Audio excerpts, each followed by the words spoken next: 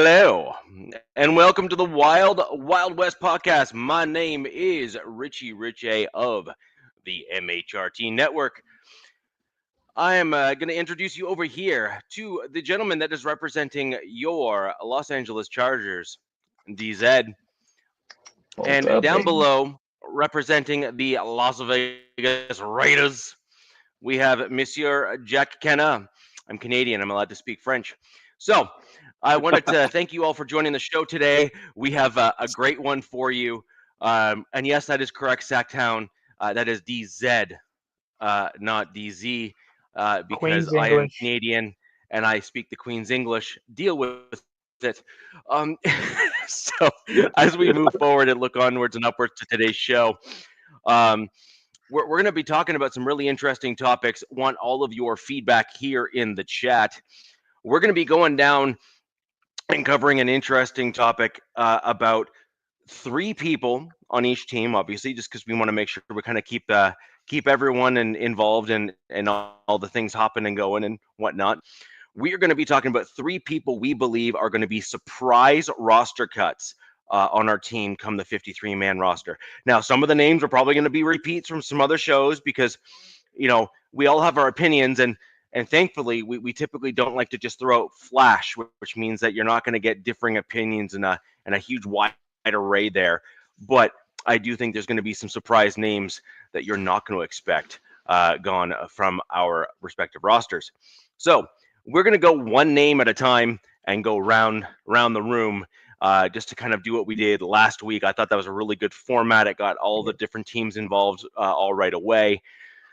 And of course, it gets the chat hip hopping and bopping and stuff as well. With that in mind, DZ, over to you. I will go. Actually, no, Jack, we'll go to start with you first, and then we'll kind of go back in reverse order up to me last. And then I'll kind of go twice there in the middle. Yeah, Sacktown, it's not a Sierra Nevada, man. It's a Coke Zero, bro. Hey, Chewy. Yeah, so this one kind of, does fall up. I just look at, in the way of trying to project the roster and, how many guys are they going to keep at what position? So there's going to definitely be some battles. And I'm going to start, I think, with kind of my most interesting one off the top. I just look at it, in the way of the offensive line, when you got starters, like Colton Miller is going to be one. You got Jackson Power Johnson, and they're both locks. Then they bring in, Alex Kappa, to be that right guard. And then, we got our third round pick, from last year in DJ Glaze. Well, then that leaves some interesting prospects. And I kind of left the left guard out because that's where I'm going to end up going with this. Other guys that, that are going to be out there battling for positions, they drafted two guys in the third round in Charles Grant and then, Caleb Rogers. So, they're going to make the roster being third rounders. But then that leaves like three guys that are out there battling for like one spot, because I figure they're going to keep 9, is what I'm kind of guessing. So you got Dylan Parham, Jaden Meredith, and Thaler Mumford, all fighting for that one spot. So Mumford, for you non-Raider fans, Mumford was the starting right, tackle last year. Then he got hurt. DJ Glaze went in and never gave up the position. So it's kind of his job to lose at this point. And even during the OTAs, Meredith Parham, who was the starting right guard, is now been moved over to the left guard, battling with Meredith and Thayer Mumford. So actually, I have two guys here. One of them is gonna win it out. Chewy, I'm right there with you, dude. That's who I like the best myself. So that's why I'm saying Meredith he's going to be safe. So it's really going to boil down to, Parham, who's been a starter his whole career with the Raiders as a third-round pick himself, and Thayer Mumford, who was a seventh-round pick and worked his way up into the lineup. So it's really going to battle down between Thayer and Dylan Parham. They're both like Mumford's he's got a 1-year deal, and this is Parham's last year of his rookie deal. Ooh. So I can honestly say I can see them going either way. You're going to either let Parham go because he is kind of light. He's very versatile, though. I mean, he's played left guard, he's played center, he's played right guard. So he's got that versatility. But they don't have they're not as deep at the tackle position. They really got 4 tackles, and guards are a little bit easier to come by than tackles are to come by. But so I could actually see a guy who started, his last 3 years actually not come back after the season, or may not even make the roster this year. So wow. that's my biggest surprise is going to be Parham, and it's just because again, a new regime. He's a little bit lighter, so he's like around a 290 range, 295, which What? I think that that's how big he is. Wow. So I've always seen him kind of struggle, go against guys like Chris Jones and so forth. So so I'm going to have to go with Parham just because I think he's a little light. I don't know if they'll bring him back, next year. So it's going to be either him or Mumford. One of the two's not going to be able to make this roster because I don't see him carrying any more than 9 offensive linemen. Jack, do you think Chip Kelly, as your guys' new OC, like his offensive scheme might tailor one or the other, because you did say Parham is like kind a of zone wide team. So I mean, and again, I haven't seen it. We have not seen it yet because our offensive coordinator is Chip Kelly. So you can only base it off of what he's run, in college or what maybe he done back with the Niners. I would say Parham would probably be a little bit better fit. Again, if we're talking at the guard position, because he's smaller, he's faster than Thayer Mumford, but he just gives up a lot of. Doesn't have that girth. Yeah, he just doesn't have the girth, and he can't handle big boys. So you always see him getting pushed back, and I don't think that's the way that this team's going to want to play. I think they're going to want to be able to push guys around. Who was your guys' OC when he was drafted? Do you remember? When he was drafted? Yeah, with Parham was drafted with you guys? Because you said he was 3 years ago. They've gone through so many guys. Well, because I'm wondering, because he might have been I might know. He might have been like a one of those pulling guards, speed kind of guys. Yeah, I mean that's the way Gatsby's offense is more of that pulling type guard, zone block, type scheme. Right. And I think Chip is kind of more diverse. I think he'll kind of just run based off of what he's got, and he'll go with what plays are better. I feel like he's more versatile. Where Gonsby is like, hey, this is what we're running. Fit it, make it work. Where I think Chip is more diverse, where he'll put in plays that I think are more tailor made to the players that he's gone on the field. So it looks like, from the sounds of it, your guys' right side is going to be your strength with DJ Glaze and maybe Mumford. I'm not Mumford, Meredith. Well, not Meredith. They got Kappa as the starting right guard right now. So that's why they moved Parham, who was the starting right guard, over to the left side to battle with Jordan Meredith. And then again, with Thayer, they brought him over there. So they were kind of rotating all 3 of those guys out at that left guard position to kind of battle it out. And even Meredith has even had some backup snaps at center, which, that's been Putnam's backup spot. So I didn't put him on there. I don't think he's making a roster. So thanks, Chewy. You said Mick Lombardi was your OC in 22. Oh, that's because John Gruden was running the show. That's right, Chewy.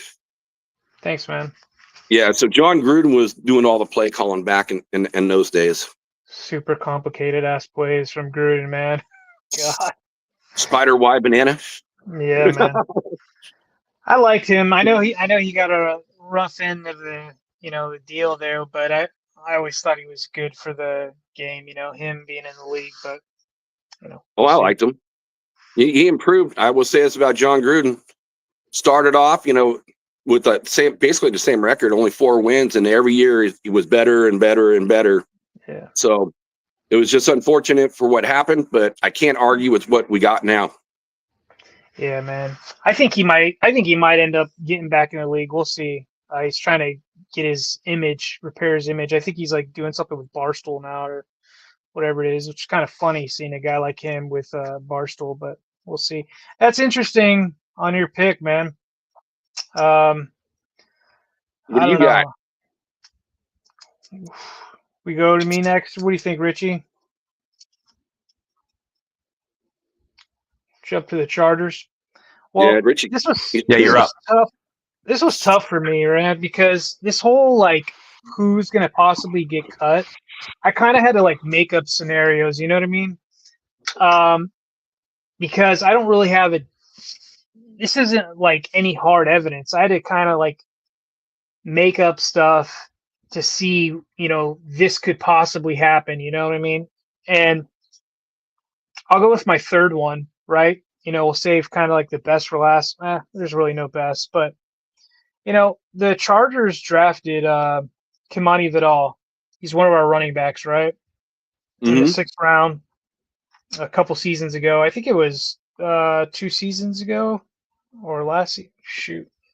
He hasn't been on the team that long. He's 5'8", 215, right? Runs a 4.46. Yeah. And he barely played last season, man. And I think a lot of it had to do with pass blocking, but there's a lot of juice to him. He's got some wiggle. He's got some juice, so I'm assuming they were like, look, dude, you're gonna have to work on pass blocking, and I'm sure they're gonna want to include him in special teams. But I'm looking at the running back room, right? And I think most teams carry about 4 running backs, 3-4 running backs on the 53. And that's Najee, that's Hampton. And then you have Hassan Haskins, who they brought in late in camp last year, who was one of Harbaugh's guys, special teamer, who got some goal line carries last season. And I'm looking at the emergence of a UDFA guy, Raheem Rocket Sanders, that he was the only guy undrafted that was excused from conditioning in minicamp earlier, a few weeks ago. The coaches were like, we've seen enough of him, we don't need to see any more of him. Like, wow. Pretty much giving him like a clear path. It was really weird to see, especially with a UDFA guy and a rookie. And Raheem, he's 6 foot, he's 230, and he runs a 4.46, same exact 40 time as Kimani. And per NFL standards, coming out during the combine, he graded higher than Kimani Vidal too, as an undrafted guy. Now, nobody has come out yet out of like any fanalist guys like myself throughout the Charger, groups have figured out why this guy went undrafted, because what he put up in college he should have been drafted somewhere, right? At very late 7th round or 6th round or so. Something happened, might have been an injury or whatever. It's it was a super deep running back class, this year. Good point, Jack. Great point. Great freaking point. But if this guy, I got a feeling Kimani and this guy, we're going to see a lot of them in preseason. And if this guy shines, man, I could see Kimani not making the 53, maybe being relegated. You know how they do it? They cut guys, and you're like, oh my God, why'd they cut him? And then they re-sign him back to the practice squad. I could see one of those. But since he's still on that rookie thing, like if they do cut him, I could see someone snatching him up, so it's going to be interesting. Salute, Cool Kev. But it's going to be interesting. And I don't have any like ties to any of these guys. I am really intrigued by Sanders, by the way, because I know you're checking out all your Raiders guys. Richie's checking out his Broncos guys. But if you ever want to put on some tape of Raheem Sanders, I believe from South Carolina, his highlights are pretty cool. What's up, Gord?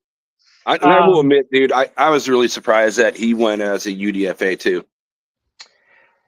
I think everybody was, because he had, and one of the things could be because he had that name, Rocket Sanders. That could be, like his name stands out, but we'll see. And so do Sanders or Hassan, do either one of them do like special teams Yeah. So what the reason I left out Hassan Haskins, the guy that Harbaugh brought in late last season or late last offseason, I believe in August, is because everybody knows that the staff loves him and they know he contributes to special teams. So a lot of the guys I'm going to talk about have to do with special teams, you know, to one extent or another. But I think I kind of nailed it with that pairing. And to be honest, Mm. like, I'm like,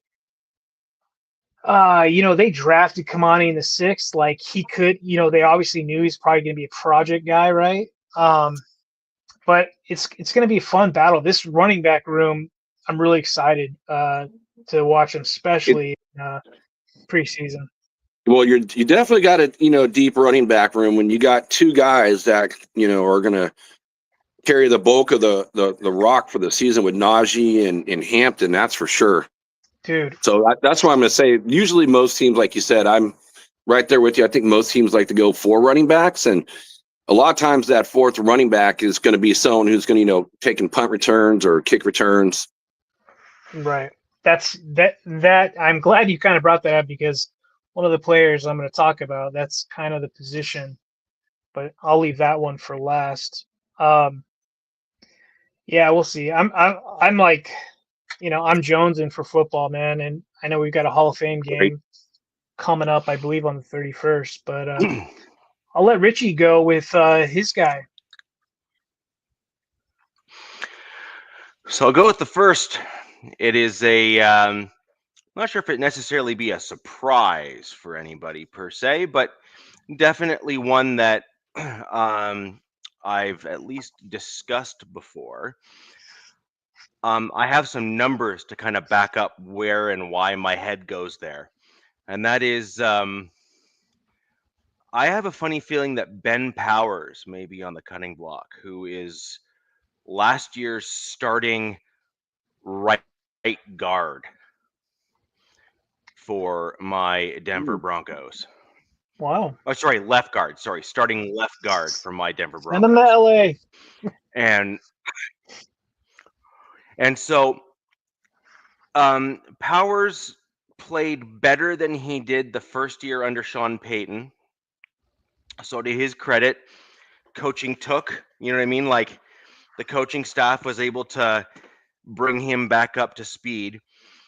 But Ben Powers never really and truly fit in what the Payton system was. He was kind of like I hope he catches up and plays the Sean Payton style and brand of football.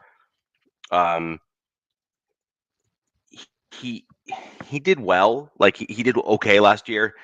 Our offensive line generally did well, but I would say he and our center were like the weak links, if you will. And when you're talking about moving guys off the ball, run blocking, et cetera, you want that guy that's going to kind of play more like Quinn Miners, you know, that aggressive, throw the guy backwards, don't get blown over. You know, you want that type of dude. Yeah, you need a dog. And you want a guy with that as a base mentality. And frankly, I would prefer to have a guy with that as a base mentality and then improve his pass game. You know what I mean? Like take a guy like Quinn Miners, whose bread and butter was run blocking, but then showed the ability to improve every year, every game, the passing downs to a point now where he is an incredibly well-rounded guard, right? That's the guy you want. That's the dude you want on your team. I just don't think that I kind of see this as a logjam issue for the Denver Broncos, to be quite honest. Sounds like a good problem. We're going to want to. That's always a good problem.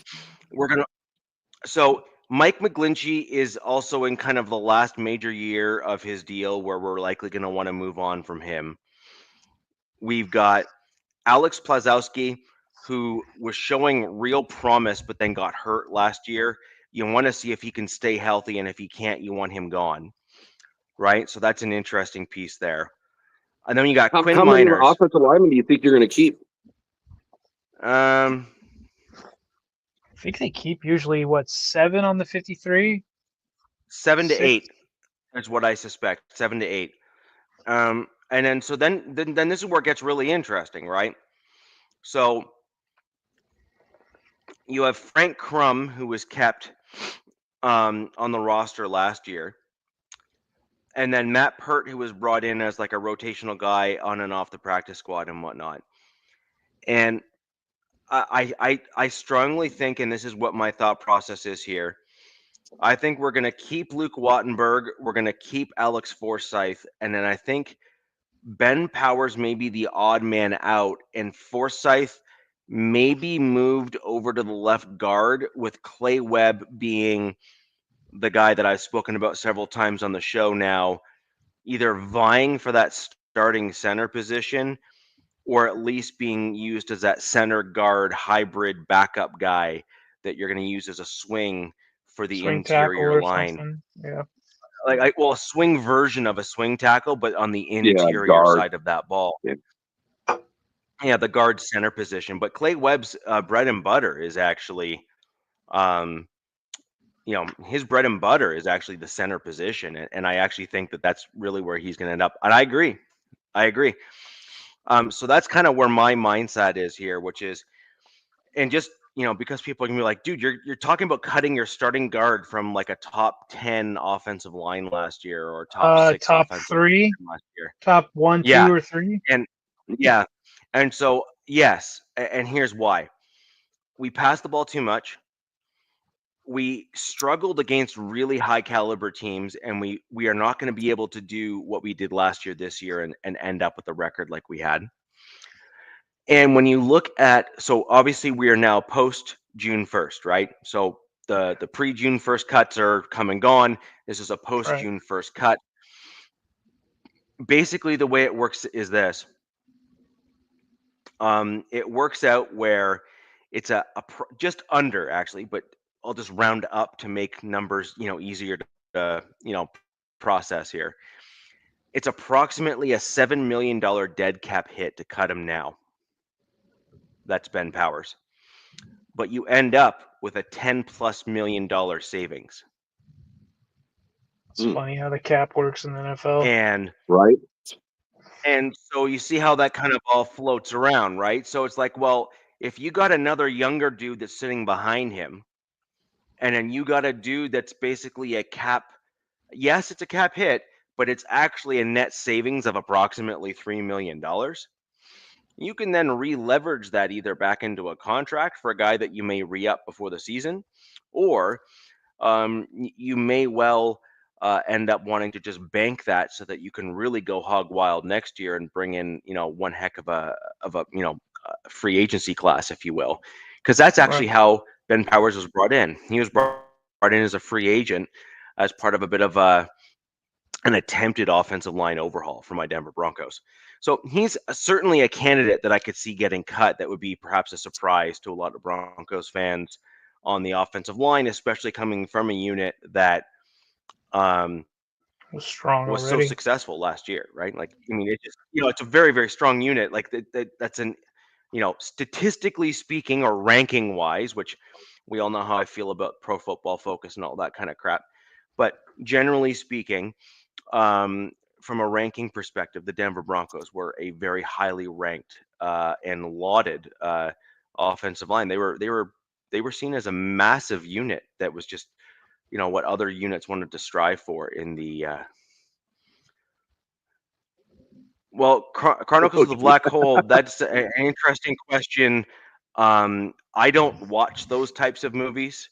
So I'll leave you to let me know who that particular dude is, and we'll just go from there. So and we will quickly move on after that comment there. So my first guy on my list is going to be Ben Powers. So do you think Ben I just think benefited from the overall line, essentially? Is that what you're trying to say? Or are you trying to say that? Yeah. Like, yeah. Okay. So you thought he was the weak link in the chain? I think there's two weak links in the chain. He being one of them. So Yes. I think there was two things that Ben really benefited from. One, he's better pass pro than he is run block. So that's one, right? So he's a better pass protector, and that kind of leaned into his skill set there.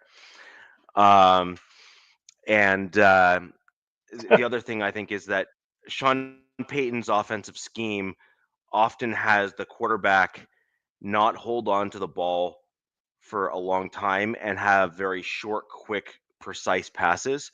And Mhm. Bo Nix is a great quarterback for that style of system.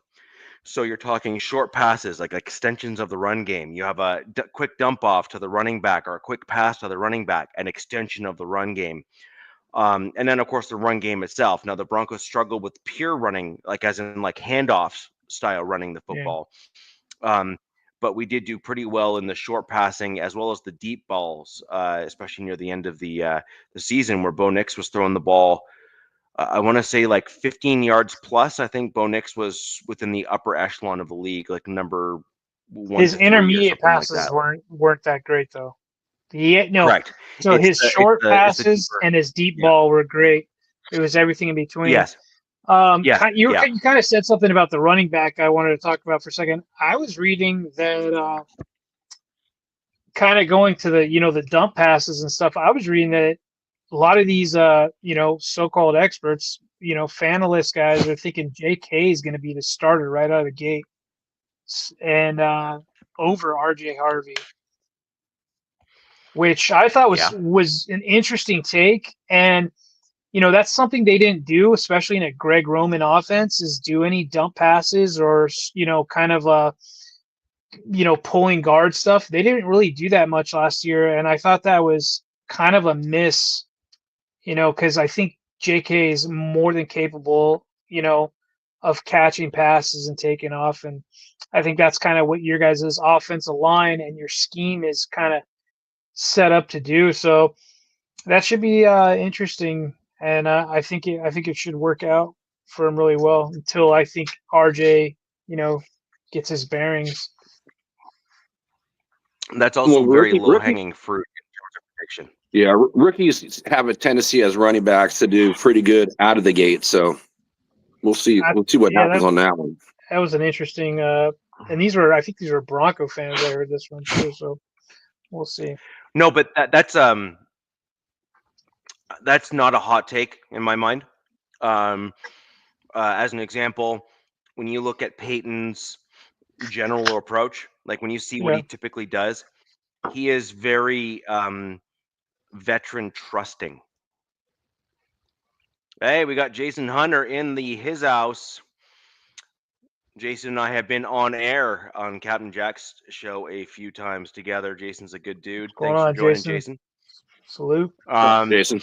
And we got what's up, Gerald Ross. Gerald, love having you here on the show. Again, if you have any questions or comments about my Broncos predictions, leave them down below and I will bring those up here in the chat. So just real quick to kind of tie a bow in that last little comment there, DZ.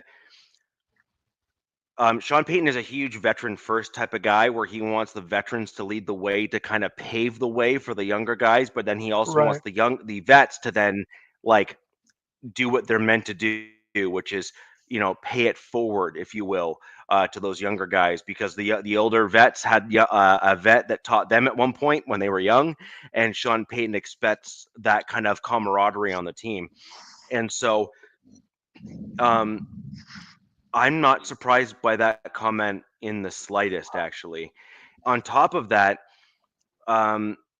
think about what the Broncos running game was last year in terms of how badly it tapered off as the season went on. I mean, it was bad. Like it was anemic, right? Yeah. In terms of the quality and the how well we ran the ball. And so keeping in mind that, let's put it this way, both the GM and Sean Payton must have both agreed actually with that as a take, because we went and got J.K. Dobbins and we got R.J. Harvey. And your coach loves McLaughlin. That's two new running backs. and our coach loves McLaughlin. So And then now who's you're your looking at fourth? this Is and that be going to like, be Estime, or who would be the fourth guy? Probably well, Estime. I know I know how you feel. No, but it's not necessarily how I feel.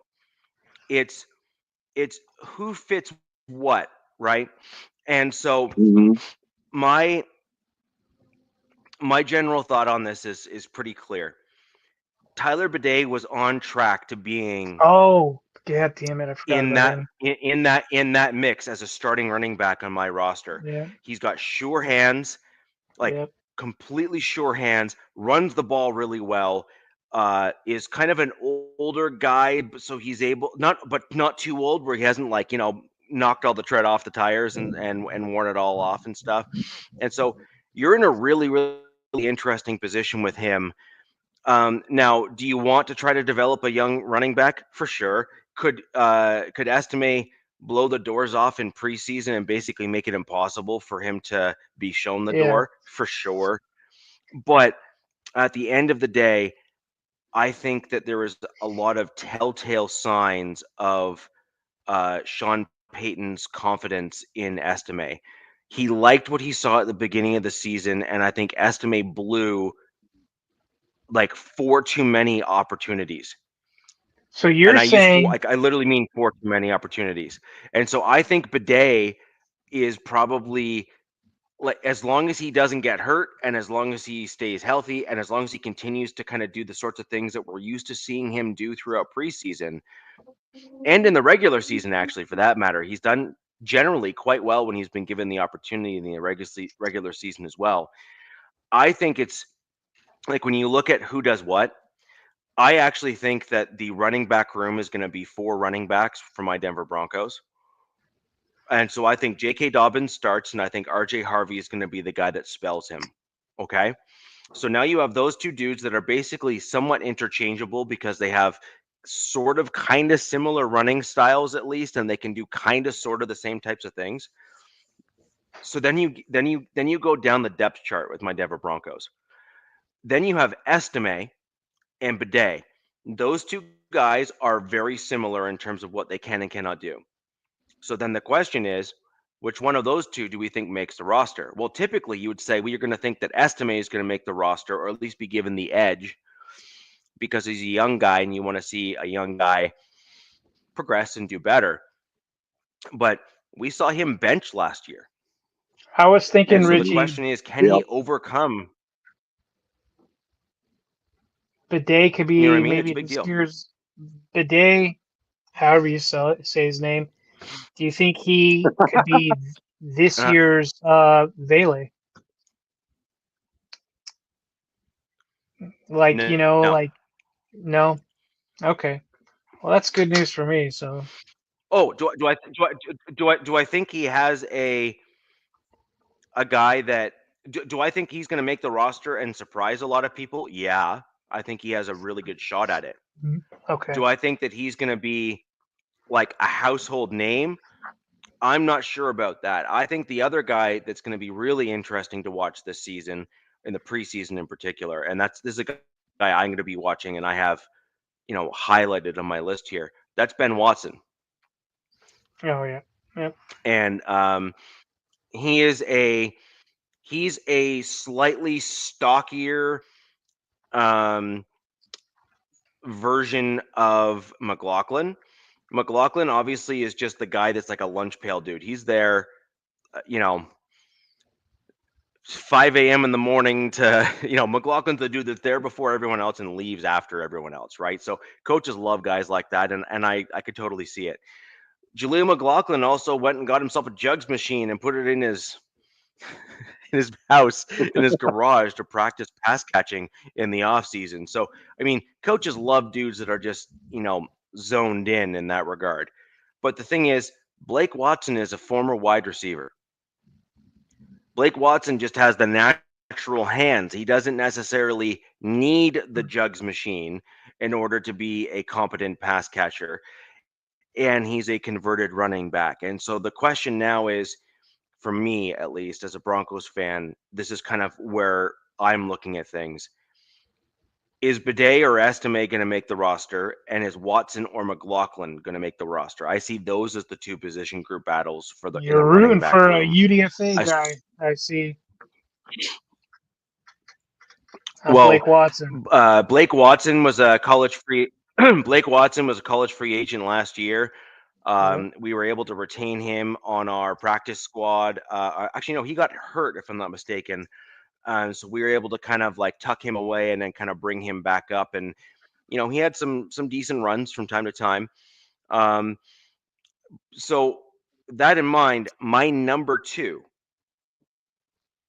guy that I think is going to potentially get cut as a surprise cut is actually going to be Audric Estime.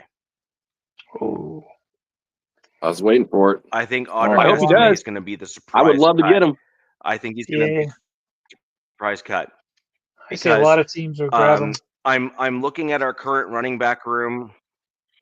Well, and I say cut where I actually think that he's probably going to be more likely. You'd probably get Traded. something for him. You'd probably get a later round pick as a trade.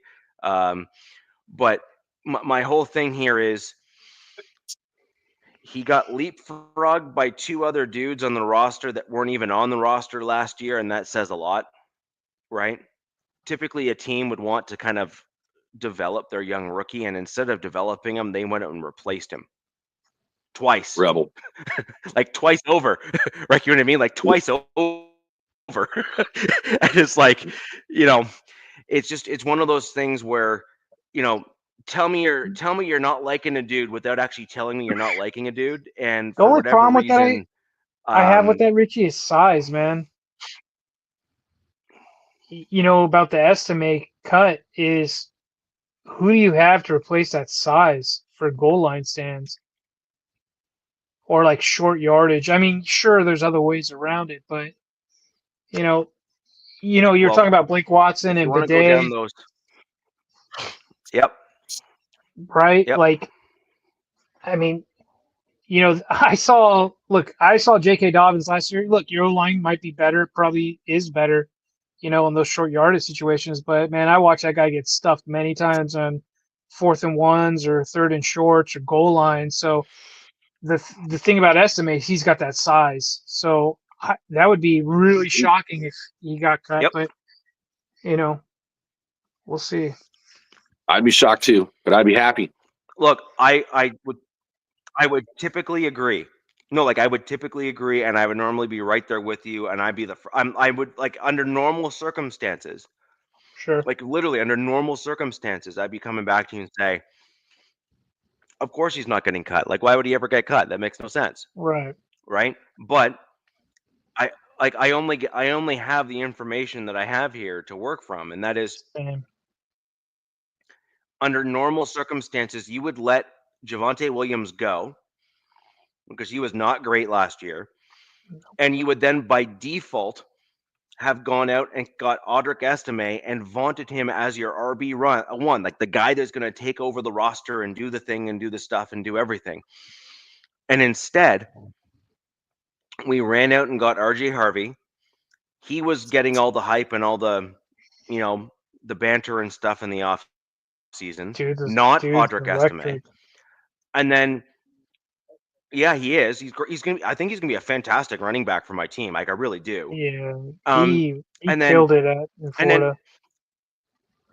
Right, and then under normal circumstances, then it would be like, okay, well, even the RJ Harvey signing wouldn't necessarily be the nail in the coffin for Estime in my mind, right? It's you get a young guy, you already have a young guy, you pair the two young dudes together, and you have a really solid running back room with two like young bucks that are there that can really start to carry and kind of develop into their own.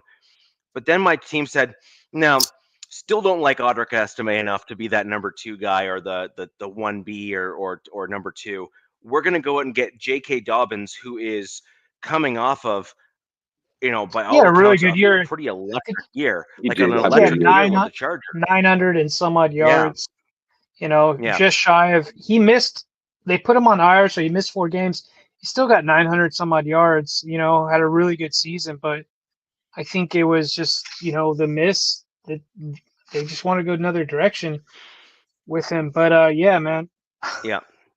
He had some big runs, man. I did some damage against the Raiders last year for sure. To quickly answer this, Raiders Rebel, I assume you're over on Captain Jack's channel. You can find the other channel that we are live streaming on. You can go ahead and click those thumbs up. They kind of look like that. Over on MHRT Network, you can find it over on YouTube. We got a whack of different Broncos content, as well as some other Denver shows. So we got some stuff about the Avalanche and a bunch of other shows on the network as well. But you can find the link to the channel just down below in the video description there to just quickly jump over and give us a like and a comment there. We greatly appreciate it. Yeah, and I know the Raiders that are in the house. Rebel does his own show too. So salute Rebel. Thanks for hopping on. Salute Rebel. That's what I was going to say something I totally forgot. And that says a lot. That says a lot. Sorry. So I was just talking about the fact that when immediately after the draft we had the two young guys on the roster, and then under normal circumstances you would come into this season, and frankly I would have been, I was like, okay, well that's not so bad. Like we got RJ Harvey and then Estime. Hopefully Estime kind of overcomes his demons and kind of turns a new corner and all that kind of stuff. But then my GM and my and my head coach were like, J.K. Dobbins, please come. And J.K. Dobbins was a huge signal in my mind, because J.K. Dobbins isn't just like an aging vet who you would think is going to be brought in to just kind of show R.J. Harvey the way. J.K. Dobbins is a starting caliber RB1 in the NFL. So J.K. Dobbins basically then sends the signal, whether or not I like it or anyone else likes it in Broncos country or not. Frankly, our feelings don't matter. We just want a really good, competent team that is going to compete and hopefully get ourselves deeper into the playoffs than we were last year. J.K. Dobbins is an RB1. So that basically means J.K. Dobbins RB1, and then R.J. Harvey, there's no way he's not going to start as your RB1B or RB2, which basically then pushes back the guy that should have been like the Robin to the Batman. He's now relegated to, the getaway car driver at best. Right? Like that's it. Richie, you're bringing up something I kind of want to talk about. Exactly what you're talking about, your running backs, is something I think that my team is trying to do, and I think your team, and you could say the Chiefs kind of by committee, especially last season, is everybody's trying to mimic, I think, what the Detroit Lions have done with Gibbs and Montgomery. And if you guys, I like to watch the Lions, especially with who they've got. If you guys pay attention to Gibbs and Montgomery, they looked the exact same from week 1 until they did till week 17. They looked fresh. They looked ready to rock and roll, because they, it was almost equal snaps, but I think Montgomery missed a couple games, and they were, still, equal with, their snaps and their yards and stuff. And, I know they were one and done in the playoffs, but it's a really good formula for teams to have. And kind of like a question to Jack, because, a hot name is Genty with, especially in the fantasy world, right? And he's everybody's predicting that Genty's just going to be, he's going to be that, bell cow for the Raiders. And, which makes sense, especially with where you guys drafted him and whatnot. And I can totally foresee it. That's why, his rookie of the year odds have gone through the roof, because look, RJ Harvey's going to share with JK, Hampton's going to share with Najee, stuff like that. So they're not going to get, as much as what Genty's going to get. So I'm wondering, like, kind of to really pivot real quick to Jack, do you think Mostert or anybody else is going to kind of dig into your guys' running back room with Genty? Well, that's a really good point, DZ. Again, I do think, and what you just said is that Ashton Genty, he's going to get the bell cow of the carries. That's for sure. I think Mostert's going to become like the third down back, or to spot relieve him. But I do see it's going to be between those two guys there. and then you'll sprinkle in some Zamir McCormick, and that kind of will lead towards what we're talking about, like surprise cuts and so forth. But yeah, this season it's going to be Genty's show. That's for sure. Yeah. It's just it's always interesting that with rookies, because again, we always hear the rookie wall. So like they don't play as many games, so we'll see how his conditioning is, how he plays later on in the season after taking a bunch of hits. Long season too, right? NFL players versus college players. Right. So we'll just see how he holds up. But I definitely see the lion's share of the carries are going to go to him. I mean, it just makes perfect sense. So that kind of leads in to where, again, I think 4 running backs. I think, most teams, that's what they carry is going to be 4 running backs. So we've already said Genty, 1. Mozart, your RB2. Zamir McCormick, your RB3. Then it makes it interesting who's going to be your RB4. Last year, the starter, which was a very disappointing season, was Zamir White. It was. He had such a good 23 end of the 23. You know what I mean? Yep, you took the words out of my mouth. Sorry, he had 4. No, that was perfect because you segued right into it because he had 4 games over 100 yards, in 2023, and then this year he just couldn't find. Literally, I thought he had blinders on. They got that face shield and they spray painted it black, and literally it's like it wasn't a face shield; it's just straight paint. Couldn't see a hole if it hit him. So. Very disappointing season, and then of course then last year we drafted Dylan Lobby. And he got one, and when he shined in preseason. They give him the ball one time, he fumbled, and he never saw the field again as a running back. Well, you don't know about this new coach. I mean, look, Pete Carroll loves his running backs, right? We all know it, and he might see something in Zamir or Lob, however you want to say his name. That's going to be interesting. What you guys might think is just like a one-man show right now with Genty. Pete and Chip might have a different view on things. They could mix it up and squeeze some more juice out of these guys that you guys haven't seen with prior OCs and head coaches, which I think would be interesting.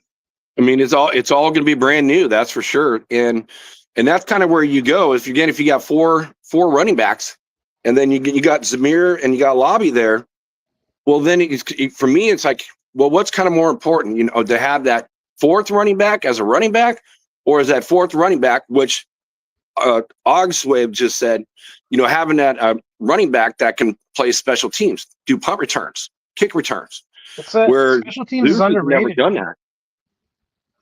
Special teams is really important. Something I didn't really realize till later in life as a fan, watching team. Like I played special teams in high school, kickoff, kick return, punt return and stuff. And it was fun, but I didn't realize how important it is, especially in the NFL, because look, almost every Sunday between any team, unless your team's dog water, these games are, decided by field goal, 1 point, 2 points, 6 points. And a lot of it has to do with field position and field goals and, all that stuff. So special teams is extremely important, man. And I know, we all have decent kickers, really good kickers, right? And punters are more important than I would have thought. I couldn't, a couple seasons ago, I was like, what, we're talking about punters? Like, what the hell's going on? And it makes sense, man. It's huge. It's huge. Super important. I mean, all 3 phases, you got to have it all. We see guys, right? Like on special teams, miss blocks or something. We're like, cut his ass, get him the hell out of here. You know what I mean? So I think you might be onto something about maybe Lobby or McCormick, like some of these other guys are saying, could be special teamers primarily, And, there's another guy that's in the running back room, too, that no one talks about is Collier. And so he's a second year back. And, I haven't seen much from him. Don't hear much from him. But, you can never throw somebody out, until you actually see them. Yeah. Oh, I don't know how I'm going to do, Richie. I don't know how I'm going to do that on air. I'm on my phone. Can you know how to do the link in the chat? He'd have to send a link. We don't post links in chats. Okay, got it. Yeah. I'll have to, and I don't think I have your email anyway, so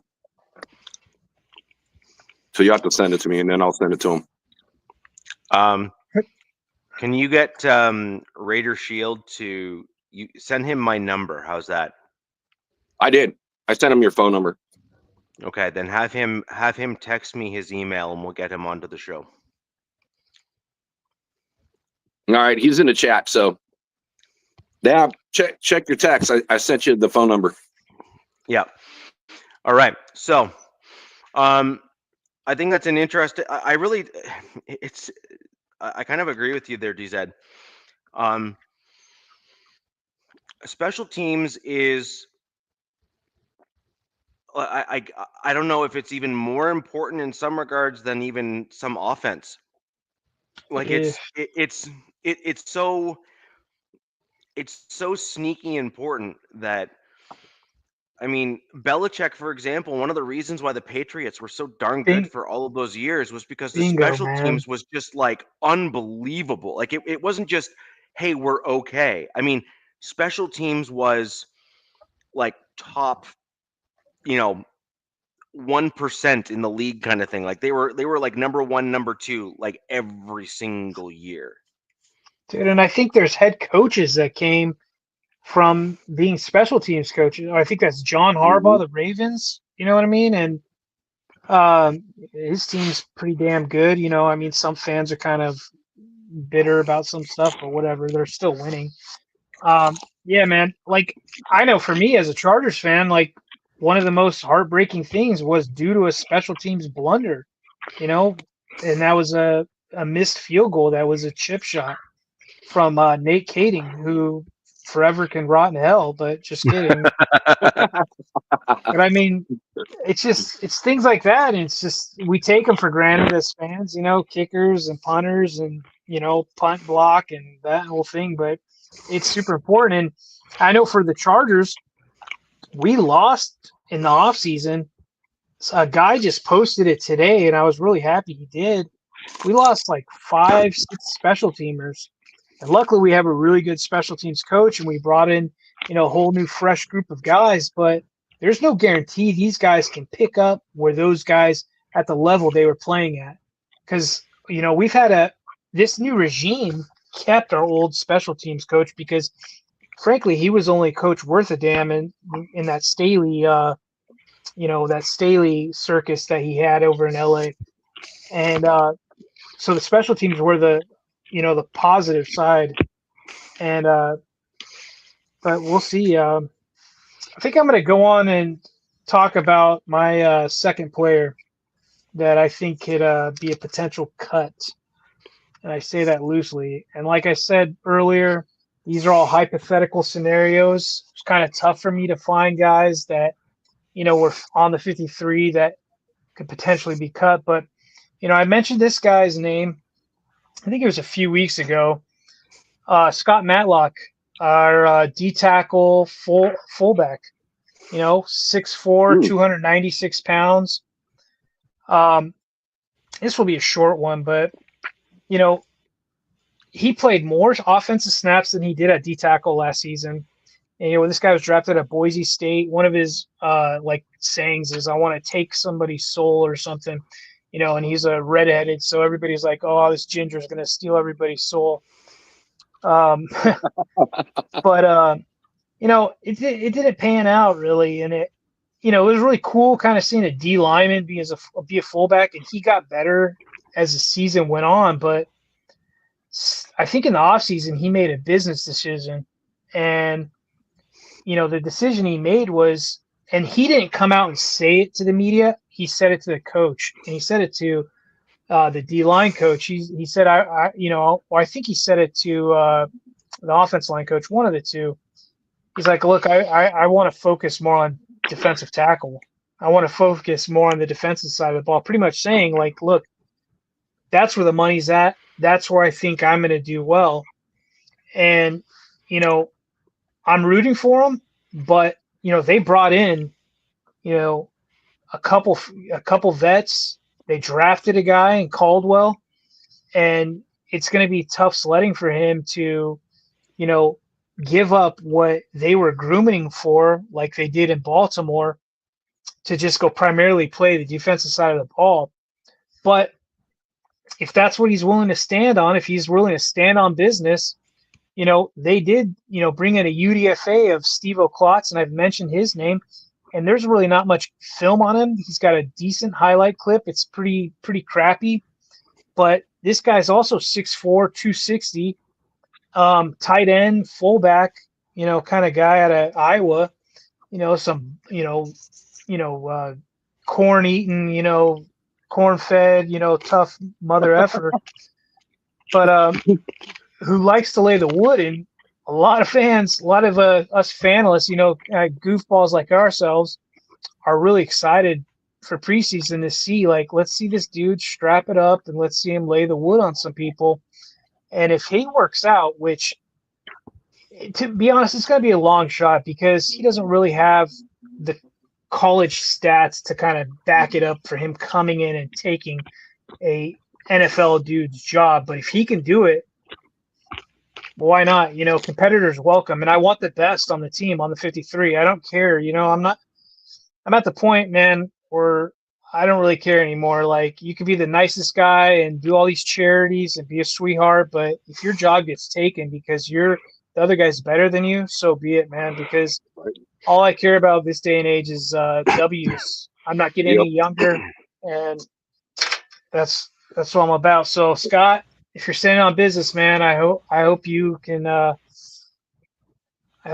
it, buddy. But it's going to be tough because they brought in some real dogs, Naquan Jones and Deshaun Hand, to come in and compete for that job. So it'll be interesting. Well, if you're only willing to play the one position, and you're taking away that potential to actually stay on the roster, I mean, it doesn't make a lot of sense, not to be more versatile. I mean, you want to have the most versatility you possibly can to make the team want to keep you, so you don't end up being talked about on, podcasts like this, and potentially then do get cut. And maybe other teams don't see him, as that great of a D tackle. If he's getting more snaps at fullback, it's like, how often do fullbacks really get used in today's NFL as it is? He had over 300 snaps. He had over 300 snaps on offense last season. He had quite a bit. Did he really? Yeah. Wow. They used him quite a bit. He got better as the season went on. Big boy. At first it was goofy and he kind of missed some blocks, especially these, starting defensive caliber teams, they're like, all right, big guy, ole, kind of thing. But it's a money thing, Jack. NFL stands for not for long, right? We all know that.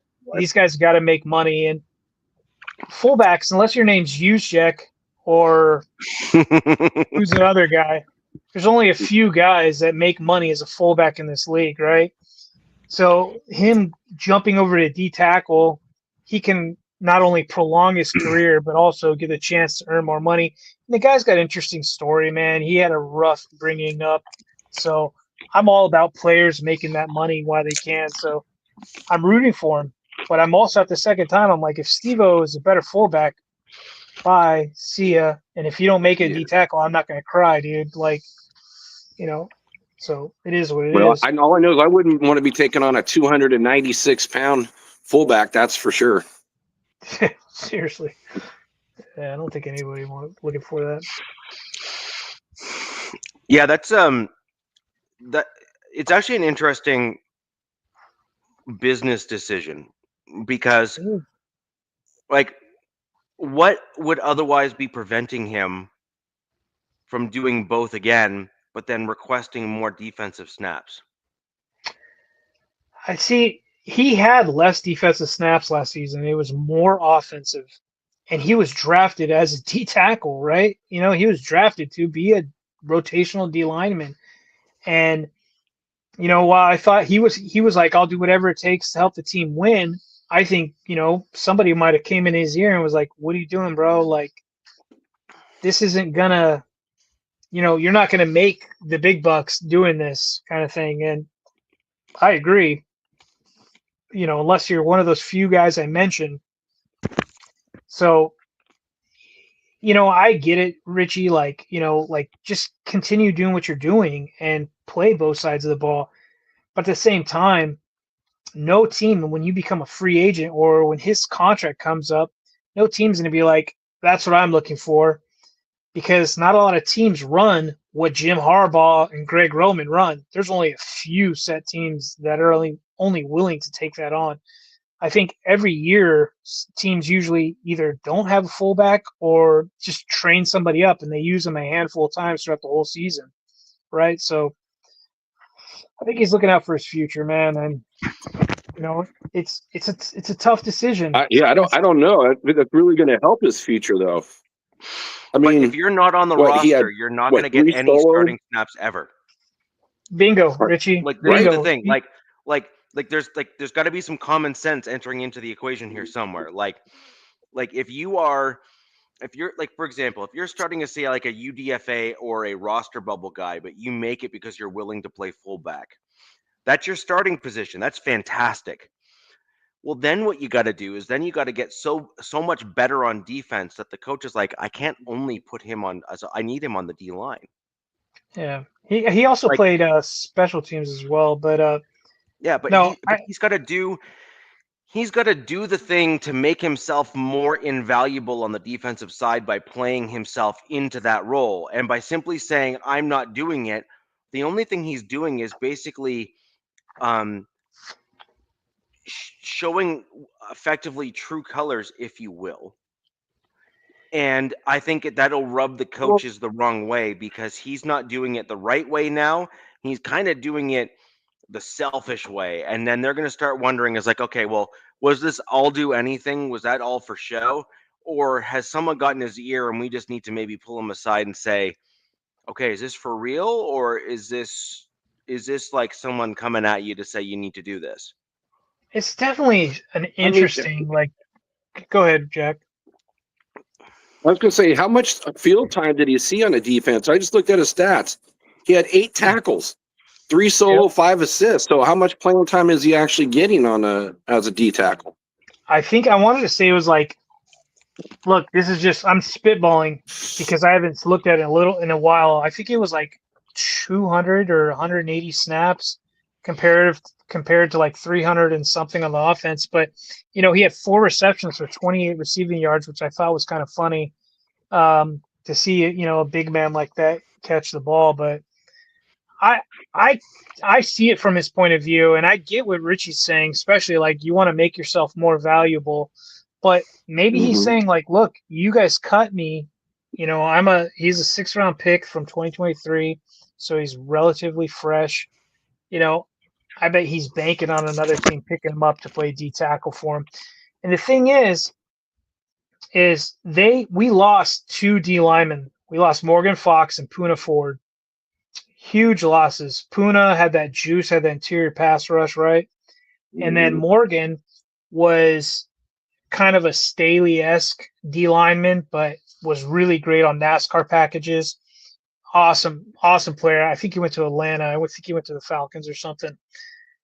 But then they also, at the same time, they brought in 2 vets who have chemistry with Tierra Tart, who's projected to be one of our starting D tackles. And then they drafted a guy high up in Jamari Caldwell. So already now Scott's kind of getting like pushed back, because now they're like, whoa, hang on, buddy. Now all of a sudden, now you don't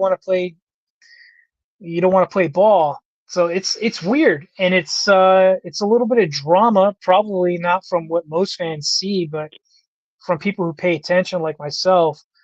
I think it's going to be interesting to see how this plays out. Yeah, I agree with that. To go from one extreme to the other, I think that was a good choice on potential cut right there. Yeah, that was actually my first name when Richie kind of like gave us the subject. That name popped up, but the other names I had to kind of really think about, but his name popped immediately to me as like, dude, I'm rooting for you, buddy, but at the same time, dude, like, oof. And look, you got to give him credit. He's betting on himself. I like that. I like guys who bet on themselves, but these other dudes have been in the league doing it longer than you. They brought in some vets, some vets, dudes who have been on some teams. So, be interesting.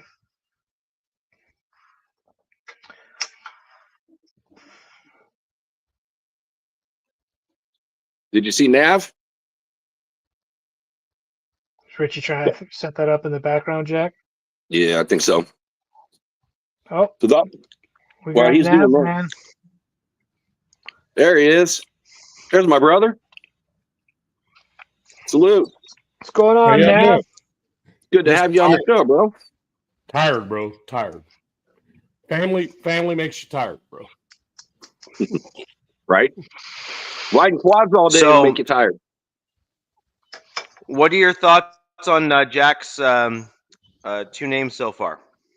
I'm not sure. I was trying to get connected with you. I kind of missed. Jack, can you give him a rundown real quick? Yeah. So give him a rundown and let's get another Raiders perspective. Yeah. So again, we talked about first one is the offensive line, and I was trying to say we're going to probably keep 8 or 9. So the ones that I said that's going to be kind of the surprise cut, and I forgot to mention this, I had Parham as my guy, just based on what the players that are there. And one other thing too, if you cut Parham, his dead cap is only $227,000, and he's making $3,883,000. So that would be a really nice savings. Where if, again, Mumford was the one I had him going against. He's only making 1.25 or something, like $1,125,000. His dead cap hit is only $24,000. So either way, that would be a huge savings. That'd be especially Parham. That'd be a huge savings that you can use somewhere else. And then the other one that I had, Nav, I went to the running backs, and I said we're keeping Genty. We got Mozart, we got McCormick. So it kind of came down between Zamir White and Lobby. So I kind of said for the fourth running back, we kind of you got to have more to offer than just being a running back. Lobby at least gives you that special teams, where you can kick return, punt return. So I had Zamir being that surprise cut. So those were my 2 right there that we talked about. Man, get you caught up. Zeus cut. Just trying to engage my brain here a little bit. One, dust it off, Nav. Mumford. If anybody in our offensive line doesn't make the 53, it's going to be Mumford. That's just my opinion.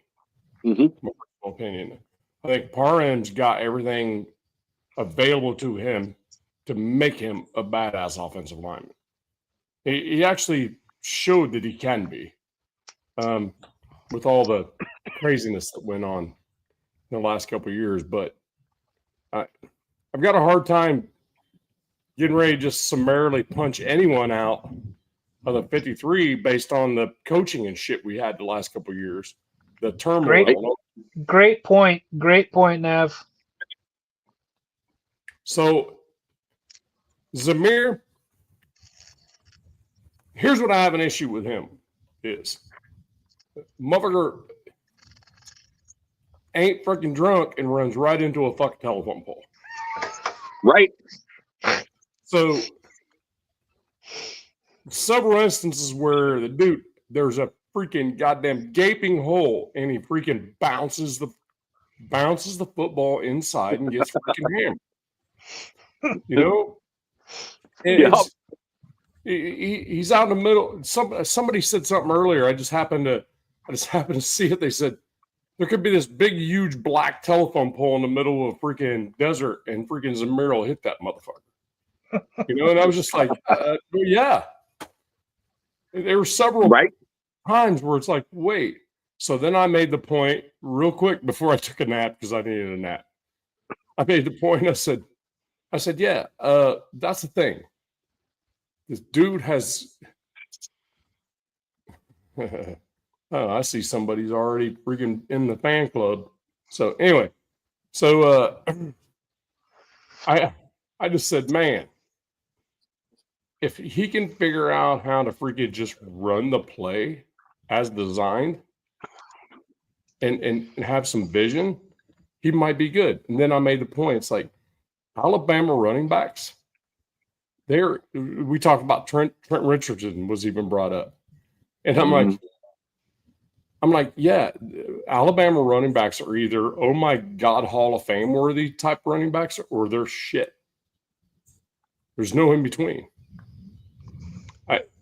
I have just not seen any difference. They're either crazy good right off the get-go, or they're not good at all. And that's my take on that. Laube, you made a good point, Jack. I did catch that. And this is something we talked about a lot. Laube got one meaningful carry with the Raiders, and TJ Watt punched the ball out. Ooh. And it kind of ruined his chances of freaking starting as a running back for the near future. But with the kickoff rules the way they are, I think we're all going to see that running backs for kickoff returns are going to be more prevalent as a kick returner than wide receivers ever have been, because they have to break tackles now. They don't get a head. There's no head start. So they're going to have to break tackles to bust one. So I think we're going to see a lot of running backs that are going to be in the kick game. So the answer to your question, sorry, it's a little bit long, but I just don't know. Until we put pads on and camp starts with this new coaching staff, with all of our new coaching staff, with all this new stuff we got, none of us know. Truth be told. Right. Oh, so absolutely. Well, Hero says push back. I'm going to push back a little bit on that. Okay. I'm going to push back a little bit on that. On what part? Zamir White has been on your team since 2020. Yeah, so Zamir White's been on your team since 2022, right? Sure. 2022 was, we'll just say a different coach that I'm familiar with, if I'm not mistaken, right? Yeah. We're both. And we're now both familiar with that particular coach. Okay, cool. Yes. And then 23-24, he then had a completely different coach and had a change up in offensive schemes in both instances, if I'm not mistaken. Now, I like last year, I think you ran a slightly different scheme than you did in 23. And so Zamir White, in fairness, again, if we're like, I think I agree with you that you need to give the linemen maybe a little bit of a, I don't like using the word pass because you've seen them play already, so you already know what they can and cannot do. However, no offense to a running back, it's not exactly the most diverse position in terms of what you're meant to do at the position in the NFL. The only difference that a running back typically has is, am I running inside zone, outside zone, or power? And those are your three primary, styles of running. And then how often am I going to be thrown the ball and expected to catch it out of the backfield as well? That is another one. And then I guess there is a third element, which is how quickly and have I developed as a pass blocker, right? So those are your three kind of big things as a running back. So does he catch the ball out of the backfield well? Not so sure. Does he run the ball well out of the backfield? Not so sure. Does he pass pro and pass block really well for your team to kind of keep your quarterback upright? Not so sure. So, and he's done that under arguably three completely different offensive schemes over the last 3 seasons. Now, you could also apply that same logic, and I would argue that we may wish to, although if the difference between, say, a running back, for example, and an offensive lineman is pass blocking schemes on the offensive line are wildly different in terms of technique that is coached. Running back is plant foot in ground and run and there's a hole. Now run through it. Go. Like this is not rocket science in terms of what's required at the position. But the offensive line guys, that's a different beast in and of itself. That is I am willing to gift you the leniency on a lineman, because sometimes the right coach and the right scheme can take a dude that looked like he was going to be trash and show that in the right scheme with the right coaching and in the right direction with the right pushing, all of a sudden, you could end up with a dude that's a perennial Pro Bowl player. Right. And that's happened more than once every year. Mm-hmm. In the I'm NFL level. Like every year, there's at least 2 dudes. Yeah. So I would kind of push back on your general sentiment when it comes to, say, a guy like Zamir White, simply because he's played under 3 completely different schemes and arguably not shown enough to be the guy in either of those 3 schemes. Right. Whereas I would be inclined to kind of agree with you when it comes to the linemen, D linemen and offensive linemen, by the way, sure. Because both are kind of fitting in that same vein and whatnot. But the skill position guys, you get no leniency from me. I give you no grace when it comes to that kind of crap. A route is a route, a crossing route is a crossing route, a hook route is a hook route. A deep cross is a deep cross. Like, I don't give a crap what scheme it is. If you can't catch the ball on a deep cross just because another coach is on the field, that's not going to all of a sudden magically, fix the fact that your hands now close properly on a football. Like, you either suck then and you suck now, or or move to a different team, and perhaps the culture of the team might. It's not that you were maybe bad on the other team; it's that you just didn't want to be there, and that's right. A different beast and a different can of worms. It's not that your hands don't work; it's that you just didn't want them to work. Right. So Rich, I will come back on this part here with Zamir having three different coaches. Jack, 1 second, please.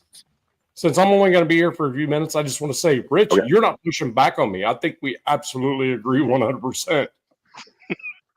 I'm saying Zamir, a running back in the NFL, their job is this. You're going to the 1-2, you're going to the 1-2 hole. That is, you're off tackle, you're off guard, you're whatever you are, right? You have the second option to bounce inside or bounce outside if you need to, right? His problem is he always freaking bounces without that, whether the hole is open or not. You know what I'm saying? And I think we agree on that. But we also agree that what a crazy freaking Gavin Newsom cut Jack's power. Exactly. Oh, and back. he's a and the thing is, Zamir's a power back. He can't waste forward momentum on freaking bouncing all the time. Somebody, I think Matt had a comment up here. Scroll up. He talked about somebody. I think he was talking about Zamir might benefit in Chip Kelly's scheme. I think it was something I was talking to Jack about. I think Lobby, might be the biggest benefactor in Chip Kelly's scheme, in my opinion, going forward in this scene. This especially, I mean, it's kind of hard to talk about something you don't know about right now. I think especially this season, all of us don't know what the hell to expect with our running back rooms, because it's all new to us, right? Every team almost. You guys, you got Genty and Mostert, the Mustard Man. You got J.K. and R.J. Harvey. I've got Najee Harris and Amarian Hampton. Like, what the hell? This is all new. But, looking at OCs, that Lobby kid, man, I was really high on him coming out of the draft. And I know Navman was talking about, he had, one play and T.J. Watt, peanut punched that ball out or whatever it was. And I'm like, that's one of the best edge rushers in the game, dude. And it's like, oh man. But you're saying he didn't see any light of day after that, which is unfortunate, but not to kind of be like a backhanded thing, but that just shows, in my opinion, like kind of the dysfunction that was going on in that Raiders sideline maybe last Right. season. Oh yeah. Absolutely. No. Just No. last No. season. No. Yeah, they No. should have given him the rock. No. That series, they should have No. handed him the ball Well, time out, and let him run it Richie. again. Richie, time out, No. because Richie, time out. Let me do, and then you can rebut. The thing is we've been hearing about Zeus, right? All last season, dude had those monster last couple games. Dude killed it, dude. Off-season pictures, looking at him and Tyree Wilson, jacked like cut out of granite. He was a Muppet all season. He was a Muppet all season for their team last year. And then you had this guy that you drafted, you gave him one shot, and then they were like, to me, that was AP or somebody playing favoritisms and screwing over the team, in my opinion. I'm like, look, dude, he made a mistake. Running backs fumble, man. Even the best of them fumble. Shit happens, especially against a guy like TJ Watt. So I'm like, that's where I think, okay, but I got faith. I've got a little hope in this kid because I was high on him coming out of I think it was New Hampshire, the Hens or something, because it was such a weird school in my opinion. That's my 2 cents, Richie. I agree 100%. So Me yeah, too. my answer is no. And my answer is no, very specifically, and I can say it very, very clearly. I give the dude all the credit in the world if the guy gets tackled in the backfield by a guy like TJ Watt. Okay, cool, totally get it. I'm right there with you. The dude is one of the best kind of like edge rushers in the league, so he can get tackled in the backfield. And guess what? I don't put that on Lobby. I put that on the Raiders offensive line for not doing their job, not protecting their guy, not blocking properly. I put that on the offensive coordinator for not drawing up a scheme that works properly against a team that is good at defending the run, et cetera, et cetera. So those I actually give a pass for the running back. However, where I don't give a pass on the running back is not holding on to the damn ball. Sure, Okay? but that doesn't mean being benched for the whole season or not being. But this is the problem though, is that you're not reading the room right if you're Lobby. Lobby had an opportunity. He had a chance. He was given the one opportunity by the head coach. The only here, I'll frame this even more succinctly for you. He could have done almost anything else in that one carry except fumble the ball. I agree. He could have tripped over his own 2 feet. He could have run into the rear end like a Sanchez play of the offensive line. He could have got tackled in the backfield. He could have got clotheslined by the defender. He could have. Richie just doesn't like white running backs, guys. I'm just letting you know. Yeah, that's exactly what that says, right? Come on now. But like the point being is he was given his opportunity, right? Like all these UDFA running backs and these young running backs that are coming in off the bench. Yeah. I don't know have you guys ever heard any CJ Anderson interviews and stuff like that when he's come in? Like he's a great example, I think, of a guy that he was suppressed actually on my Denver Broncos roster for the first 2 seasons he was with us because we had a head coach that hated rookie running backs. He just detested them. He didn't want them out on the field at all. And instead, he kept CJ Anderson kind of on the back burner. No, it was I think it was John Fox, if I'm not mistaken. Fox. Okay. But CJ Anderson was like too good to cut. So he just kept him on the roster and kept on benching him. And then CJ Anderson was brought in at the back end of one of the games and then ran for something like 4 carries at like 7.5 yards a carry. Jesus. And it's like all the Broncos fans are just like, why is he on the bench? Right. like why? And here's the thing. He stepped in, he stepped up, he never fumbled, and he showed out, right? Now, it's an unrealistic expectation in a single carry or one carry for a running back to like run it back to the house for a touchdown or anything like that, right? I think that's just stupid. However, there is one thing you can't do. And there's really only one thing you can't do because everything else is going to be, Richie, you can I get it, dude. I get it 100,000%. But it's not, Nav and Kenna, they know it's not like they were like, okay, we didn't see this guy for like 2 games and then he popped back up. It's like it was crickets the rest of the season. And what makes it even worse is that the Raiders had the worst running game in the NFL. well, Number one, you don't do that to a young kid. Richie's team also. Yeah, you just ruin his psyche. And you look at Zamir, he had 65 carries before he got hurt and averaged 2.8 yards a clip. So he wasn't showing anything. But guys, this is the problem. This is the problem. You had a coach that was fighting for his job. Well, and he knew he was fighting for his job. Now, do I think that it's a good thing to bench a dude indefinitely and not give him an opportunity to come back? No, I think that's pretty dumb.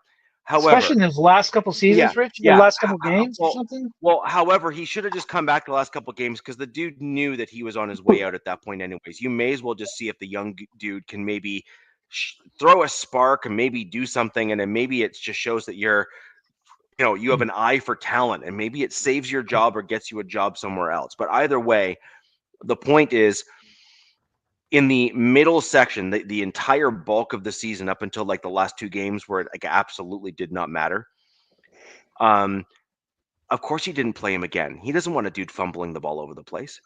He can't afford to have a rookie or a young running back who literally was given one opportunity and blew it. Like, that's a solid point. That's a solid point. He just can't do it. I'm sorry. It's just like this is standard operating procedure. Like, this should not be seen as something that's not understood, in my opinion, for what it's worth. Now, should he have been thrown into the mix at the very end of the season? Yes. Why? When your running game sucks that bad, as mine did as the Denver Broncos, so trust me, this is not throwing rocks in glass houses. I have been equally as critical of my team as I have of the Raiders, for the record. Okay, for the record. That's where in those last games where it doesn't matter, you start bringing in practice squad, young guys, UDFAs, and you start to cycle in the younger dudes to see maybe what you may have for next season for the benefit of what that might be, how that might work, et cetera, et cetera. But no, I completely disagree with the general take of, no, you keep on giving him the dude the ball. The guy blew it, and he needs to suffer the consequences of blowing it. I'm sorry, it's just a fact. Majority rules, boo you wrong. It wasn't that they literally he got one starting carry and fumbled the football against arguably one of the 2 best defensive ends in NFL, known for punching the ball out. Yep. And didn't get another fucking play. Yep. That's what I'm talking about. That's what I'm talking about. Just that. By the way, but my answer to that is yes, of course. If the Steelers don't pay him, they're retarded. I said the R word. Sorry. No, you should be using a capital R. That's the important part. Right, capital R. Right. Yeah. Yeah. If you expected a different answer from me on that one, you're wrong. Right. But so here, I don't want to get all hung up on this, but this is kind of where my general take on this stuff is. All right, Von Miller, Denver Bronco legend, pass rusher. Like the bend that he had there was just like raw. Probably one of the best guys coming out of college, dude. Yeah, like no player should be able to bend at like a 90-degree angle or even more so at full speed and then be able to just do what he was able to do, right? Like he is better than TJ Watt, in my opinion, like by a long shot at this stage. I actually think Von Miller was a more productive player and certainly more feared in some regards than TJ Watt in punch for punch, year for year, in my opinion, just for what it's worth. Yeah, well, definitely in his prime, sure. Yeah, healthier. Yeah, healthier for sure. Yes. Yeah. So okay, cool. So we can kind of agree in terms of the type of guy, who you're working against, all that kind of stuff, right? Okay, fantastic. Well, guess what? If I'm going against a guy like Von Miller, who is a speed bend guy, as an offensive coordinator, I'm not going to put a guy on the right tackle or left tackle position who struggles with speed rushers and is not quick at planting his feet, as an example, right? So, and if I choose to leave that guy on an island, like the Kansas City Chiefs back then, they did. I'm sorry, they did it, and I wish Alex was here because he'd agree with me for sure, 100%. Von Miller ate the right tackle of the Kansas City Chiefs for breakfast and spat him out, and then laughed and danced on his grave in a couple games. Like, it was bad. Okay, so you don't leave a dude like that on an island. Now, flipping the coin, if I'm a running back and I'm coming in for my first game and it's my first carry and I know that this is my opportunity, I'm being given the opportunity of my career at this stage of the game to date. Now, that doesn't mean he won't get another opportunity later, but to date, this is the most important carry of his entire football career. He has one job. He can do anything else with the ball. He can go down behind the line of scrimmage. He can run into the back of an offensive lineman, and most offensive coordinators are going to be like, dude, you were nervous. I get it. The only thing he could not do was allow the ball to get punched out of his hands and to turn it over, and that's what he did. He was breaking that run. He'd never seen anything like TJ Watt. I don't care how you justify it. Oh, that's how I justify it. No, but that's what I'm saying. I don't care how we justify it. He had one job. Shot at it and never gets another chance. Yeah, that's my biggest point. Richie, I agree with Nav, man. I agree with Jack. I agree with you, Richie. My whole, like, your sentiment, Richie, makes 100% sense. Absolutely. My whole thing is, it's like, yeah, dude, you really effed up big time. Yeah. Get on that ride you're gonna ride that pine pony, buddy. You're gonna learn greenhorn. But the thing is, you know, I don't know what game the Raiders played the Steelers last season. We played them 3. I don't know what game. I think it was 5 for you guys, week 5 or something. I'm not 100%. If you guys know, let me know. But hey, what's up, Angelo? But the thing is this kid with Zamir, with everything that was going on in the organization, with AP, with the defense, with everything, he should have been given another chance in that season, especially when they saw that season, was going downhill. In the end, I completely agree. But 100%, it didn't happen. 100%. That's what I was saying. With Nabman here and Jack, let's get the third Raiders guy while we have 2 Raiders here on the show, and then we'll let Nabman go. Hey, can I say something real fast while some folks are coming on from my show, because I just streamed? Yeah. So, hey, you guys, those of you that are on my channel, please subscribe to Rich and DZ. These guys freaking put on a great show. I don't have a channel yet. Real quick, man. We're working on it. It's in the works. Okay, but you guys are here. Please freaking sub to these guys. They sub to me. Yep. They're Broncos faithful. We know when the season starts, it's going to be different. Oh, yeah. We like to talk with one another, have a good time, and all that stuff. It's going to be a little different. Don't get me wrong, when the season starts. It's like peacetime right now, Navman. We're in peacetime. It's a ceasefire. Yes, there you go. Better. That's a better term. It's a ceasefire right now. There you go. Sooner than later, they're gonna give us the green light. You know what I mean? So it's on at that point. Yeah, then it's on like Donkey Kong. Just helps everybody out. Helps everybody out with good shows. That's I agree. That's all it does. I agree. And the Raiders are definitely now into competent coaching, which I hate, but I'm sure Raiders fans love. So that's, everything is about perspective. And so with that in mind, and keeping the other thing that a lot of Raiders fans here may struggle with, right, is guys that may have fit the potential of former regimes. And even though they may have potential on other teams, and you may even see them leave your team and do well elsewhere, that's okay. That doesn't mean that they're going to fit what your coach and what your team wants to do. Right. And so I think you're going to see some challenging cuts where you guys are going to be like, I can't believe Pete just cut that dude because, I liked him or whatever.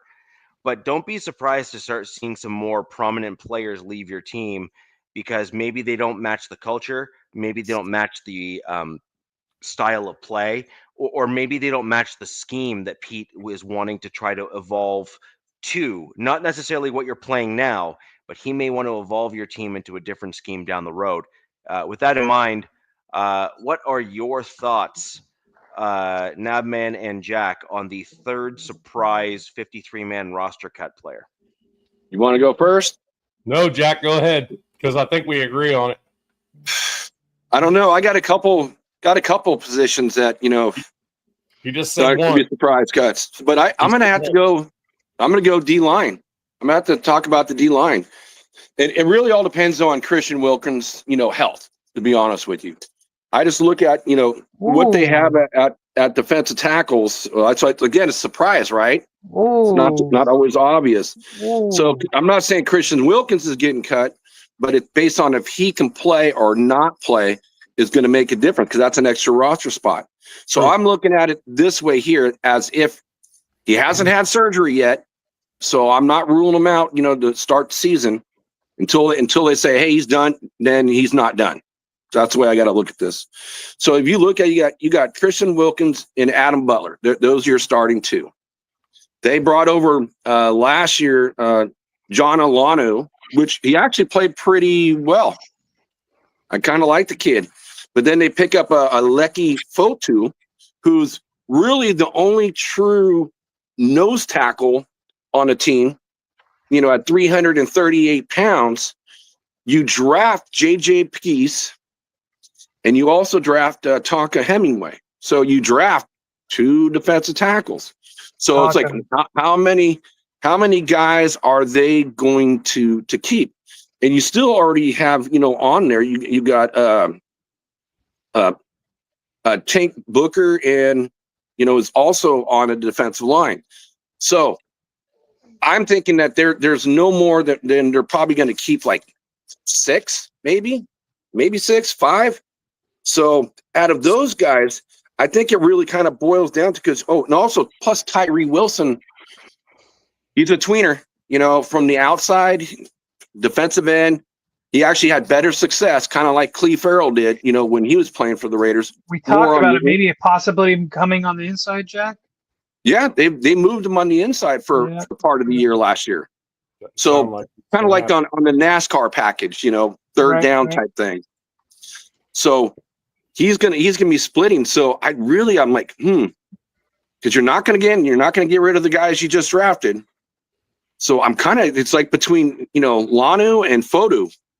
I think Lanu is probably a better overall defensive tackle, but Fotu is, again, a true nose tackle.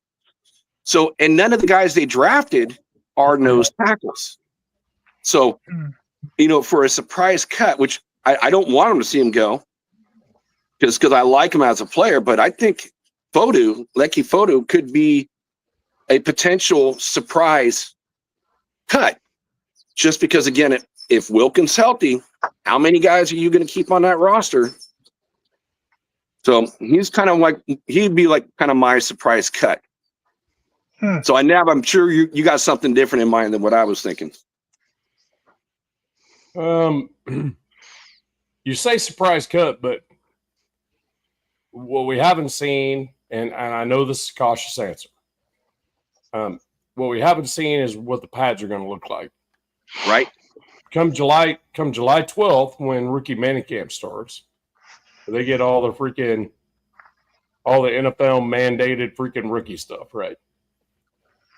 I will tell you this: Tyree still is cheap, so it's going to be hard to cut him. Good point. And the potential there, and where we drafted him at, be tough to cut him. Yeah, if we were to cut Tyree Wilson, Raiders would save $7,956,000. There's no dead cap money on his contract at all. Yeah. But I'll tell you what, when you cut a rookie, you take it. I don't like cutting rookies. Yeah. You cut somebody on a rookie contract, you're a dumbass. I'm just saying. I absolutely agree. Unless it's an absolute freaking shit show. So my take on that is if Malcolm Kuntz comes out to be what Max and everybody says he's going to be after the injury, I don't know. Just don't know what they're going to do with him, because they have said that Tyree can move inside, but it hasn't happened yet. He took some minicamp reps inside, but everybody did. Even Max took minicamp reps. No, he did get some playing on the inside this last season. They wanted him to work on his hand skills, is what they wanted him, instead of being a one-trick pony, bull rush type player. Okay, but you asked me what I was thinking, right? My thinking is this: Tyree's biggest issues is get off.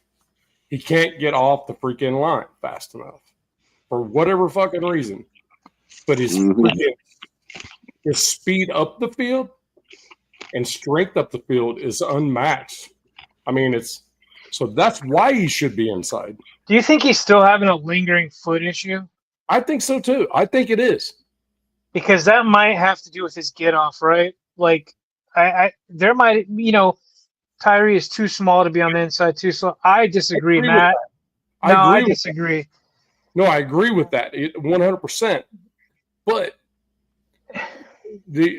so Jack was like kind of down the lane where I was thinking, because the thing about it is he's not your prototypical defensive tackle. Sure. But he's strong as shit. And his legs are freaking powerful. I mean, dude can squat a Mack truck. People got to understand stunts are a thing, especially you guys running a 4-3 with Graham. I mean, if that's what we run, that's the thing. I just don't know. Mm-hmm. Yeah, but I mean, like just say, you're just coming out of like a base defense, right? Like Matt says, he's too small. I disagree, man. Especially with a guy like, okay, say the Raiders draft him. You guys have played him at edge. He's had this hampering foot issue, right? He's been a kind of like a non-factor at that edge. He was supposed to be Crosby's pairing, right? Like they were supposed to be your bookends on the D-line. Well, it's coming out that's not working too well. So what I see a lot of teams doing is they're like, put on some weight, and we're gonna have you, start on the end, and we're gonna stunt you inside, or we're gonna put you on inside on packages, kind of like Jack was saying, NASCAR stuff. You can be like a 280, 290 guy. Yeah. On as a D tackle, you're just on the lighter side. It just depends on what scheme. But there's different downs for it and stuff. But as a 3-down guy, no, probably not as a D tackle, man. Well, ask Chris Jones about being under 300 pounds and being a freaking best defensive tackle in the freaking NFL. Well, Chris Jones, Nav, is a different effing beast, man. I'm with you. He's a totally different animal. That guy is there's a few, it's him. It was why am I forgetting his name? The Rams got Aaron Donald. Yeah. Aaron Donald, like just some of these guys. Christian Wilkins. Yeah, dude. And look, if I know you guys are diehard Raiders fans, right?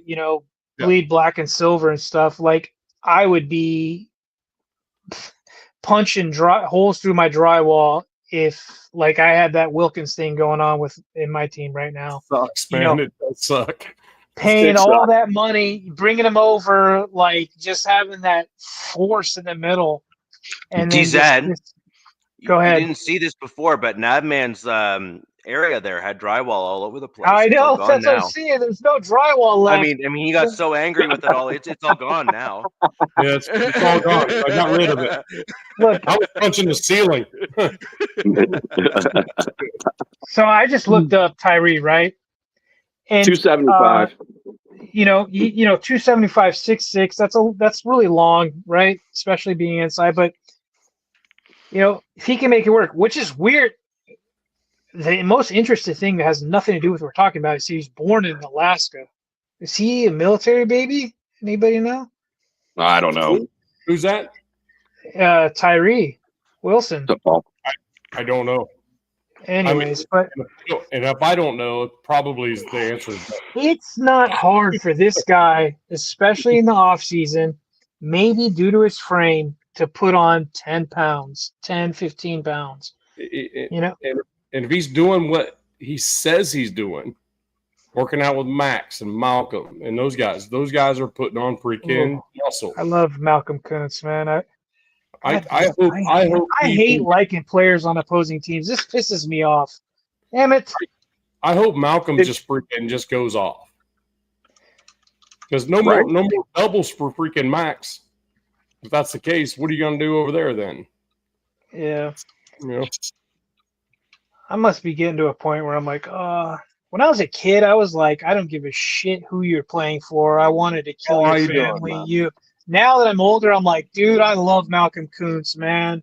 I love Cortland Sutton. You know what I mean? Like, I'm like, I love Cortland Sutton. I wanted Jack to tell you, I'm like, oh wait, there's a rumor that Sutton might be available. I know I'm not a big fan of freaking working in the division, but I want that fucking guy.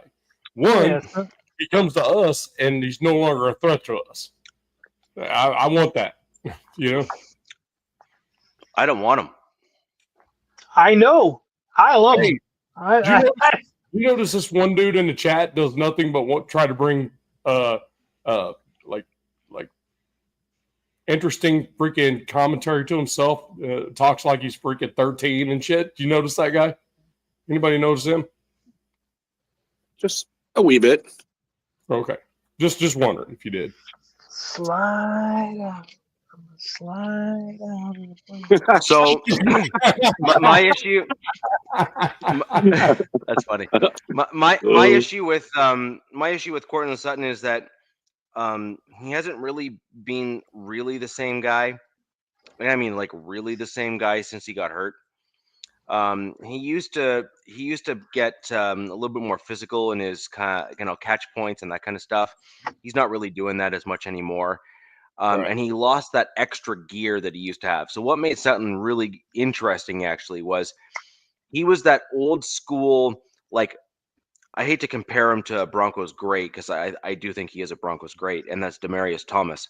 So 88? Demaryius Thomas, 88.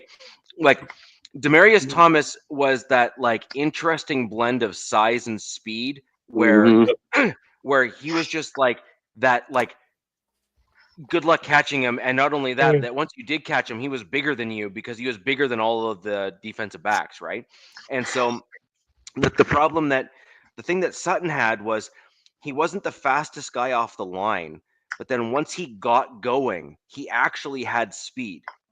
Route runner. And he was a good route runner. So he actually had speed. He had the extra stuff that is actually difficult to find. Richie, your best wide receiver since Demaryius Thomas was a guy that's no longer on your team. He just couldn't, injuries, too many injuries. Tim Patrick. I have his jersey.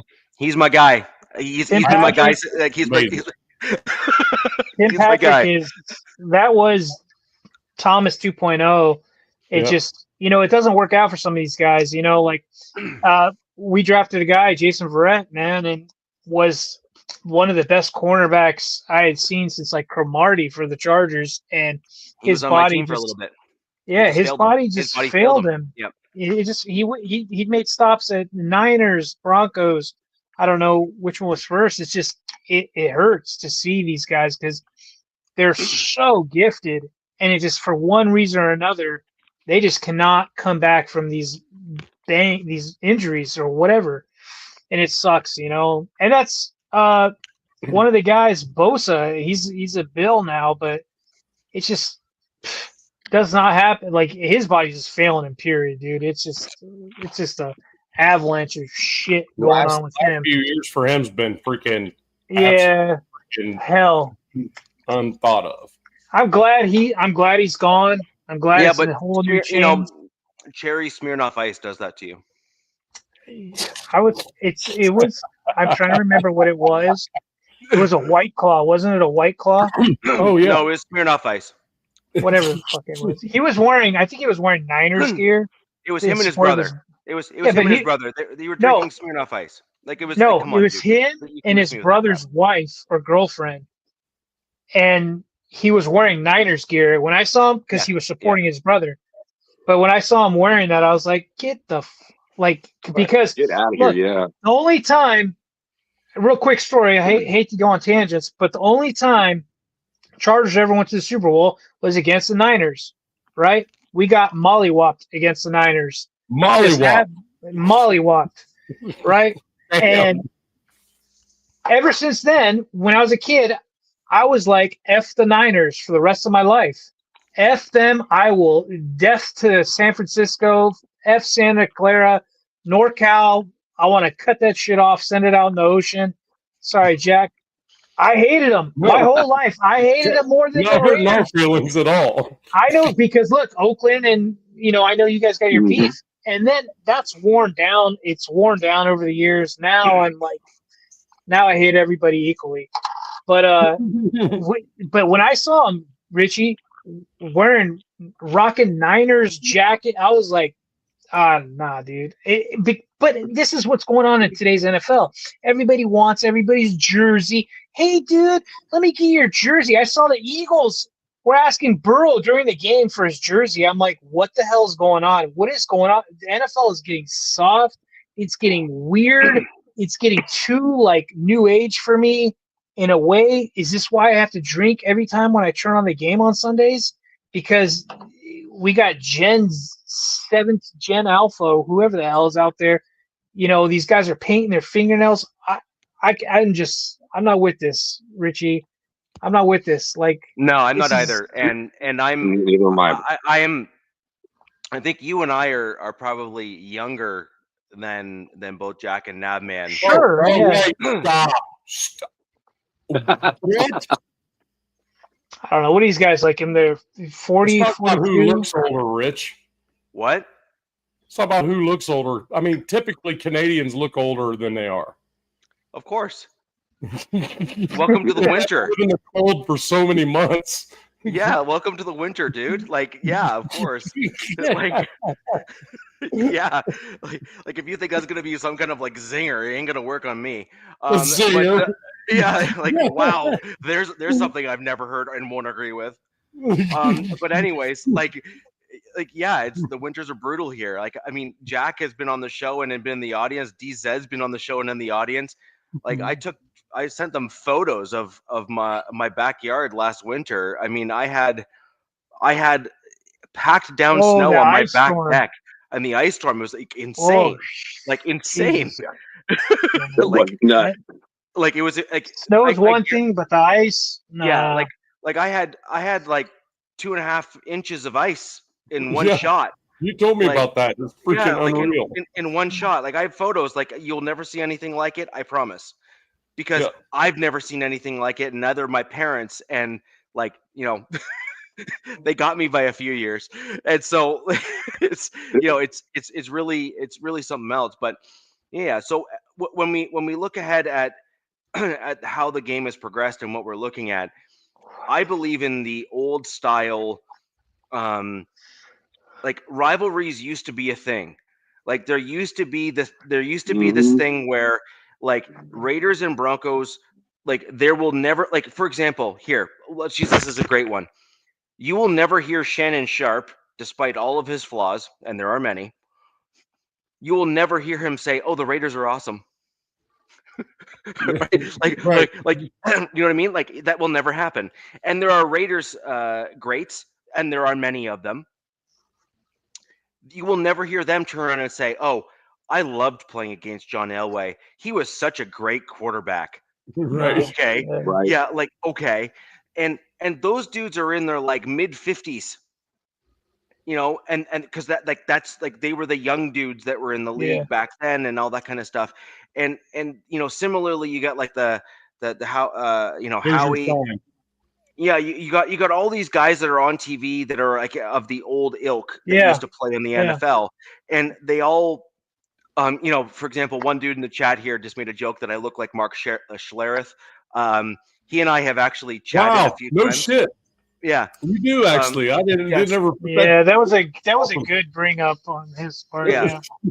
So Mark Schlereth and I have actually spoken, and I think we follow each other on X, which is kind of funny. But it's just, it's humorous. But, nonetheless, the point is you're never going to hear Mark come out here and be like, I love the Raiders. Right. Like ever. Dude, we need players, Richie. We need players on our throws over team. twice over before he ever says that. You know what I mean? Like, that's just not happening. And you know what? And as a Raiders fan, you're like, I get it. No problem. Right? Of course, there's going to be a natural rivalry between two divisional opponents that have gone at each other twice a year for like 10 years. Of course, there's going to be a natural butting of the heads. But the other thing that I think that is playing into this, and I want to just quickly finish off the last two teams before we end the show here, which is I think one of the reasons why we have the NFL the way that we have it now today is there is absolutely no loyalty to the players anymore from the teams. That's probably true. Free agency and so as an example, let's just put it this way. It is a rarity, and I mean like beyond rare, even for your team's greats, like in today's NFL. I'm using just, recency bias here as kind of a testing strip, if you will. Look at a guy like Von Miller. Even Von Miller was sent packing by the Denver Broncos, and he's going to be Ring of Fame, and I don't even have to think about it. Dude, you know what I mean? We sent Junior Seau and LT packing. Right. Like, what exactly. the fuck? But that's my point, right? Is that the all-time greats of your teams in today's day and age, it seems actually the exception may well be the Raiders, actually, in Max Crosby, because they keep on extending him and bumping his contract up to kind of keep him with them for the entirety of his career. But in today's NFL, by and large, just generally speaking, like it's just a fact. Guys get their big contract from the team that if they're good enough to get so, and then typically after that, they're basically kicked to the curb. They are not treated with the loyalty that they once were by teams past. And I think that that's where these division rivals really came from, which was Mark Schlereth, was ingrained and entrenched in the Broncos culture. And of course, the Broncos and Raiders had this loggerhead rivalry that is, storied for generations. In terms of how the Broncos and Raiders played each other. But these players are not with the team long enough for them to actually have that ingrained into their psyche. And as a result, it's more of a player first, team second mentality now, as opposed to team first, player second. Richie, you bring up a good point, because I used to see Rivers and LT down in San Diego.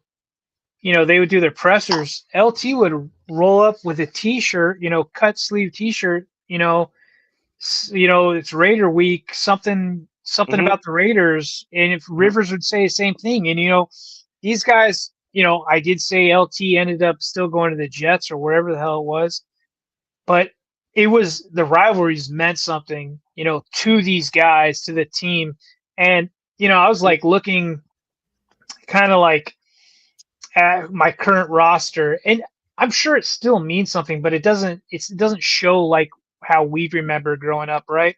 Right. We have Khalil Mack, right? Like on our team, he was a Raider, started out as a Raider, Bear, now Charger. It meant something for him to play against his Raiders when we first got him, against Derek Carr and stuff. And I'm looking at other players, some of these old school mentalities like Derwin James and Darrenzel Perryman, who did briefly stop with the Raiders. But then I'm looking around, I'm like, you guys, this isn't like rainbows, sugar pops, like dudes, this is a rivalry. This is something that the majority of your fan base growing up with. We hate those guys on Sunday. So let's not do this whole holding hands crap and asking for jerseys. Right. And I'm looking at within. I know Max is that guy for the Raiders. I know Kuntz is that guy for the Raiders. I know those guys are like down. JPJ, he looks like he's going to be a lifetime Raider. He looks like ready to die for the black and silver. One of the best draft picks we've ever made. Yeah, and we all hate it because everybody, Richie, me, Alex, when he was here, we all had that guy. Like, we want this dude. We want that duck on our team. It didn't happen. You guys got it. I mean, Tom Telesco, one time, knocked out of the park. And to add on to it, the culture. He did pretty good with Brock Bowers. Brock Bowers was exchanged jerseys with Kelsey when we played him. Well, guess what? Guess what, Jack? Brock Bowers and Ladd McConkey are like best friends. That pisses me off. I'm like, what the hell? So you guys are rivals, like this AFC West, I remember, the Seahawks used to be in the West as well. No longer, but like there's some storied shit here, brother. Like, I don't know. I hope these guys do their homework and DZ, that they played, college ball together on the same team. So I mean, so they're gonna have that, that type of friendship. What I also see it's interesting, which from the players of today, from the players of yesterday, like we were just talking about Denver's, defensive end, great player, but he's holding like camps. You got defensive end camps, you got tight end camps, so.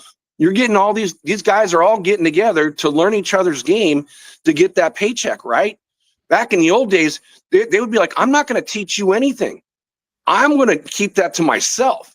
And I'm not going to share my knowledge. You brought up a good point. The vets really didn't babysit the rooks like they do in today's game. They were kind of like, hey, man, you're going to learn the hard way. No, that's you not know true. What I mean is you don't want to share your knowledge to a competitor on a different roster.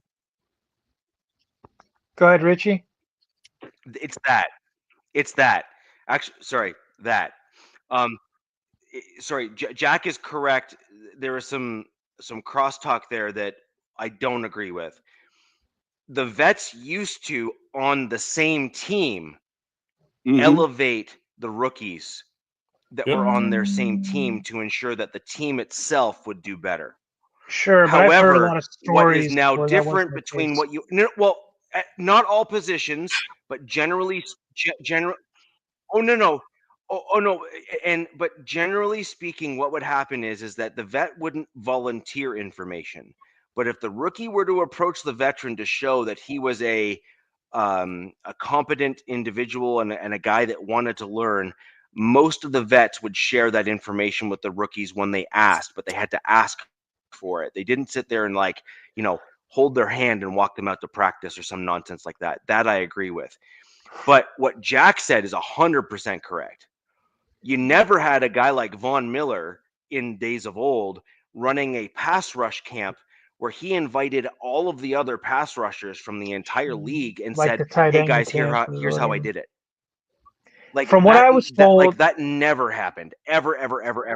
Yeah, no, you're right. No, and I'm seeing it too. You're right. But from what I was told from some guys, Niner guys, believe it or not, and this is kind of going to maybe early 2000s and maybe like late 90s, early 2000s is they weren't volunteering anything until that rookie proved it to them, essentially, because their whole mindset was this guy's taking my damn job, so F him.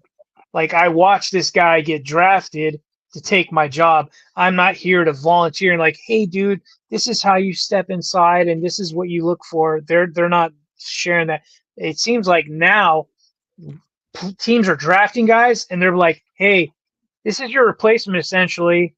Show him the ropes, and then peace out. See you later. And that's essentially what happens every year on every damn team. And that is, to what Richie's point was saying earlier, is watering down our league, but most of all our rivalry with the Chiefs, with the Broncos, with the Chargers, the Raiders. Each share special games, special rivalries with each other, which made those games so much better, which I'm hopeful with these four coaches in this division, with who we've got now, that it's going to be popcorn season, man. Every damn game from here on out. You know what I mean? And that's what I'm seeing. Look, dude, I was telling Jack earlier, I was watching a show, The Violator was on the Coach JB show on YouTube, a show I watch in the morning. And Violator was talking about, Pete Carroll, and, he's like saying age is just a number. And I agree. If Pete's up and feeling froggy and ready to rock and roll, because the outside noise is like, oh, there's only a few years for Pete. You know what I mean? But, people don't also realize that they got Spycheck, who turned that, who was in Tampa Bay, who got Tampa Bay rocking and freaking rolling. And for Chargers fans, Tampa Bay smacked our ass last season. We had no answer for them. None. Zero. And, we never fared well against the Seahawks with Broncos Pete, killed them. Up there. Yeah. Remember we talked about this just a few weeks ago. It's weird. Broncos killed them. We killed them. They beat I was like, what the hell's going on? I give up, white flag. But, Violator made up some good points. He didn't give away some stuff, even though, he's a rival. The information he had to share on the show was some really good stuff, just being a fan. But you can tell he's seen stuff, prior to, me. I'm only 41. So it's just, I liked it. I like the rivalry, It's different. I'm not in San Diego anymore. The team's in LA. I live on the East Coast now. So, but, I'm still diehard, and, I hope that rivalry comes back. And let's jump into your third guy. Oh, sure. Yeah. We've been rambling. My last third guy. So this is kind of surprising, and I don't think fans would agree with this, but it was a name I threw out there. It's Darius Davis. He was one of our picks, along with QJ Year, another guy we got out of TCU. There's a reason why I picked him. He's 5'8", 165, runs a 4.3. And he could be, up for a bigger role this season. He's primarily been used as a special teams guy, especially with that speed, right? Speed and stature. But he played 15 games last season with the offense, and our offense struggled last season. It wasn't great, even though all these stats say otherwise. 13 receptions, 17 targets, only 112 yards and 2 targets. So I'm like, he was primarily a special teams guy and just, filled in on the offense. Well, they drafted another guy, I believe in the same round or round after, in KLS, Keandre Lambert Smith out of Auburn, who was a 4-year guy at Penn State, who is 6'1", 182, and runs a 4.3 as well. Well, yeah. I mean, in his last season at Auburn, he was just shy of 1,000 yards, 8 tutties. He had averaged 81 yards a game. Just really good stats at Auburn. Sorry. And the only problem is KLS, who a lot of fans are excited about. He didn't show up to minicamp due to some nagging injury or something, right? So he's already a step behind. Everything I've heard, he's ready to rock for camp, but this is a guy I can see potentially taking Darius Davis's job due to the fact that he can play special teams and also on the offense and be a contributor due to he's got size and speed, right? 6'1", 4'3". Those are jets. You always want a guy with that type of speed, and he's got great film. He's got great highlights at Auburn and some stuff at Penn State. So that's my last guy, and that might be a crazy take, but we'll see. No, it makes sense. I mean, you're talking 5'8" to 6'1", and if you're running just as fast, yeah, you got your bigger body guy that can do the same thing. It makes a lot of sense. The problem is, kind of reminds me of like a guy the Raiders had last year. They used him slightly on special teams, and then he was on the Broncos before. I forgot his name. He was a running back. Maybe Nab or Rich will remember who he was, but super fast guy, but small. Same thing, like 5'8". Yeah. The only problem is guys, I gotta go. All right, Nav. Hey, I've been thanks for trying to having me. tell you quietly, hey, I gotta go. I gotta go. Hey, appreciate y'all having me. See how Careful with that Nav cigarette, was? man. He You're gonna does the poke your eye military out. salute. Somebody asked me to. Yeah, absolutely. Yeah, he does a. That's the way it rolls. Hey, Okay. Nav, be careful with that smoke. You're gonna hit your eye and you'll burn your eye out. We don't want that. So No, it's in this hand. It's in this okay, hand. that's good. Well, Canadian. it was we off. salute right-handed. In Nobody was the off. United States of America. Trust me, I understand. But anyways, you have yourself a great Hey, evening. Nav, good. Thanks for joining Good the to see you, show bro. real quick. Thanks for stopping by, man. Good to Ladies see you, and gentlemen, man. Raider Shield family, catch his show. He's going to be on live in parallel with us. Don't go see him until we're done here, though. But after that, go check him out. And thanks, guys. Hey, I do want to say something to Hero from Sacktown Raider Mike. That's Sacktown's freaking favorite. That's what Sacktown told me to do when I come on the show. If he's there, give him that. He brings it from the bottom, gives him that. Bro, bring it the fuck on, bro.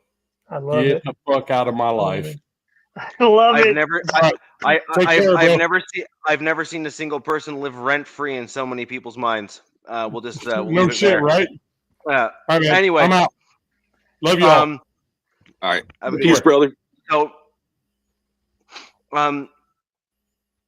you brought up an intro. I don't know that dude, Jack. I mean, we had Philip Lindsay on our team who was about 5'8", 5'9", but he hasn't been on our team for a while. Mick something. It started like an MC, and he's still in the league, or at least he was on the Raiders last year in the beginning of the season. And he was a running back for you. He kind of came over as a wide receiver for us. But I know he was cut by your team. We picked him up. He didn't play much.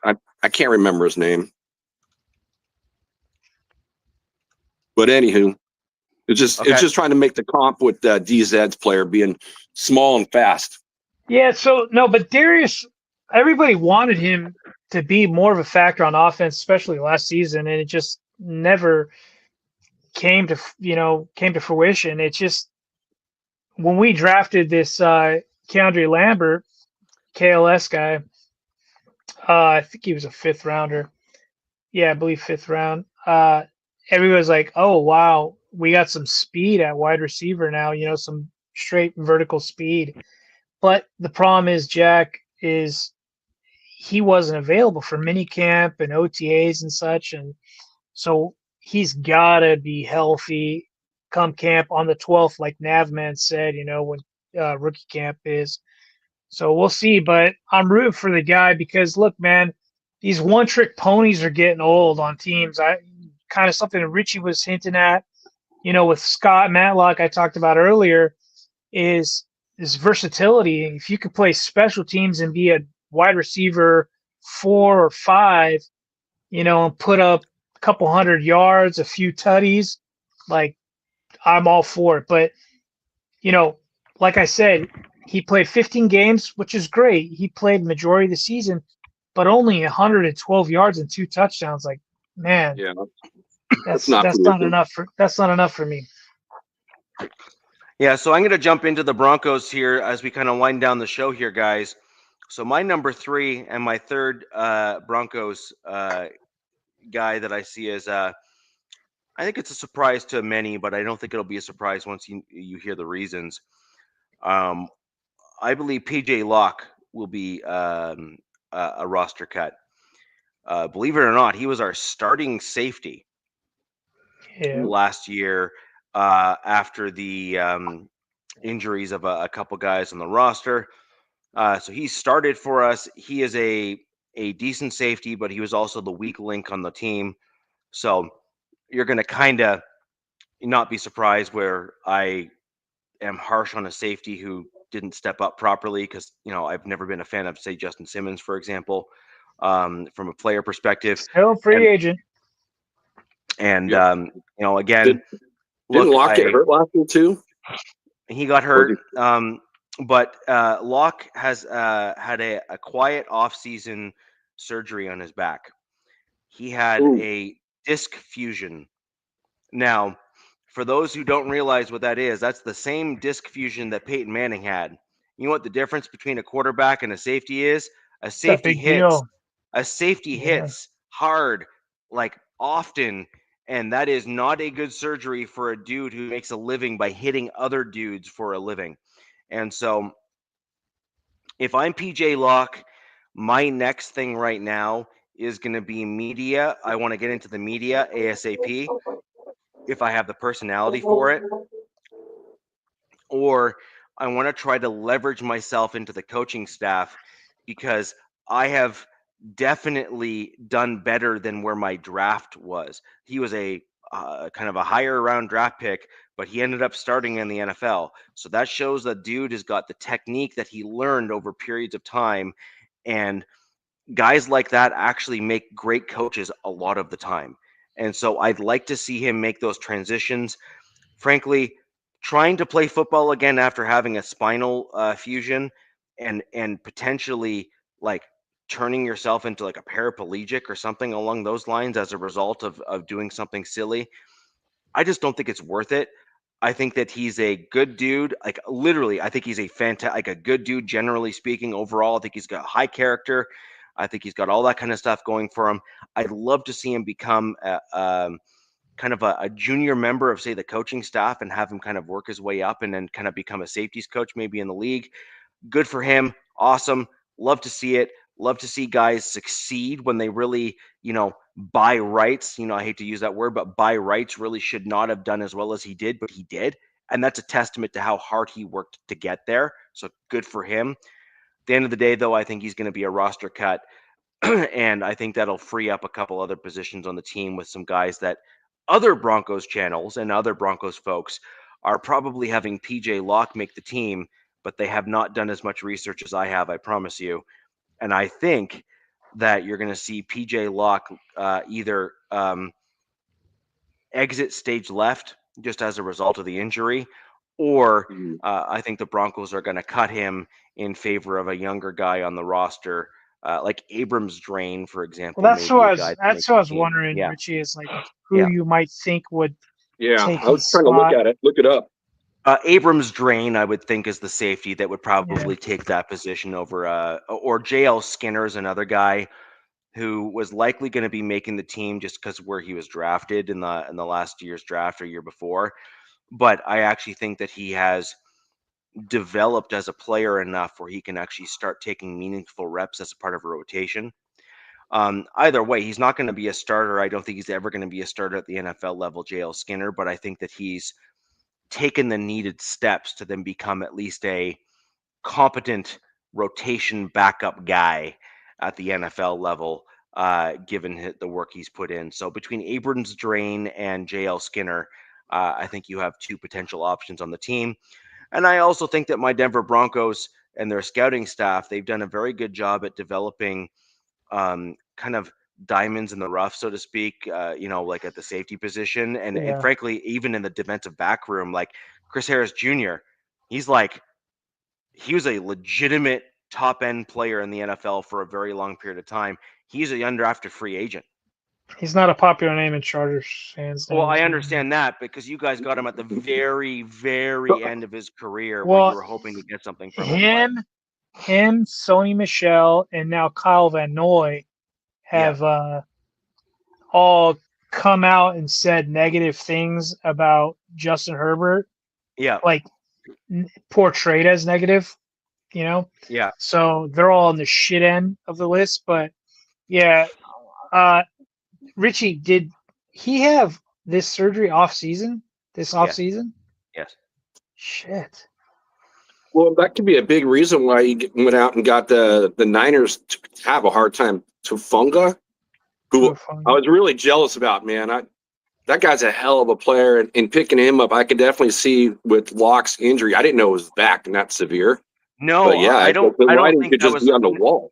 No, I mean, in fairness, Hufanga, I think, was going to be an off-season target for us anyway.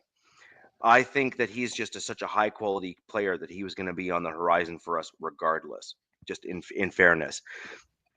PJ Locke, though, could have been a viable backup, but I don't think now he's going to even be on the roster. You can't have your two like it's the discs in the upper part of his back that have been fused, if I'm not mistaken, after reading. And Peyton Manning had a similar surgery. It did not.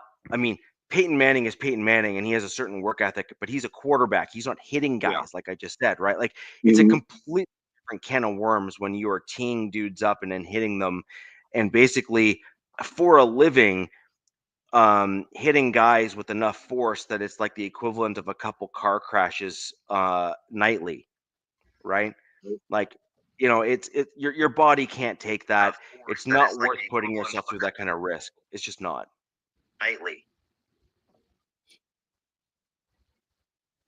It makes sense. I've liked all for both you guys. I've liked the way you put it out there, and I like the players that you have chosen.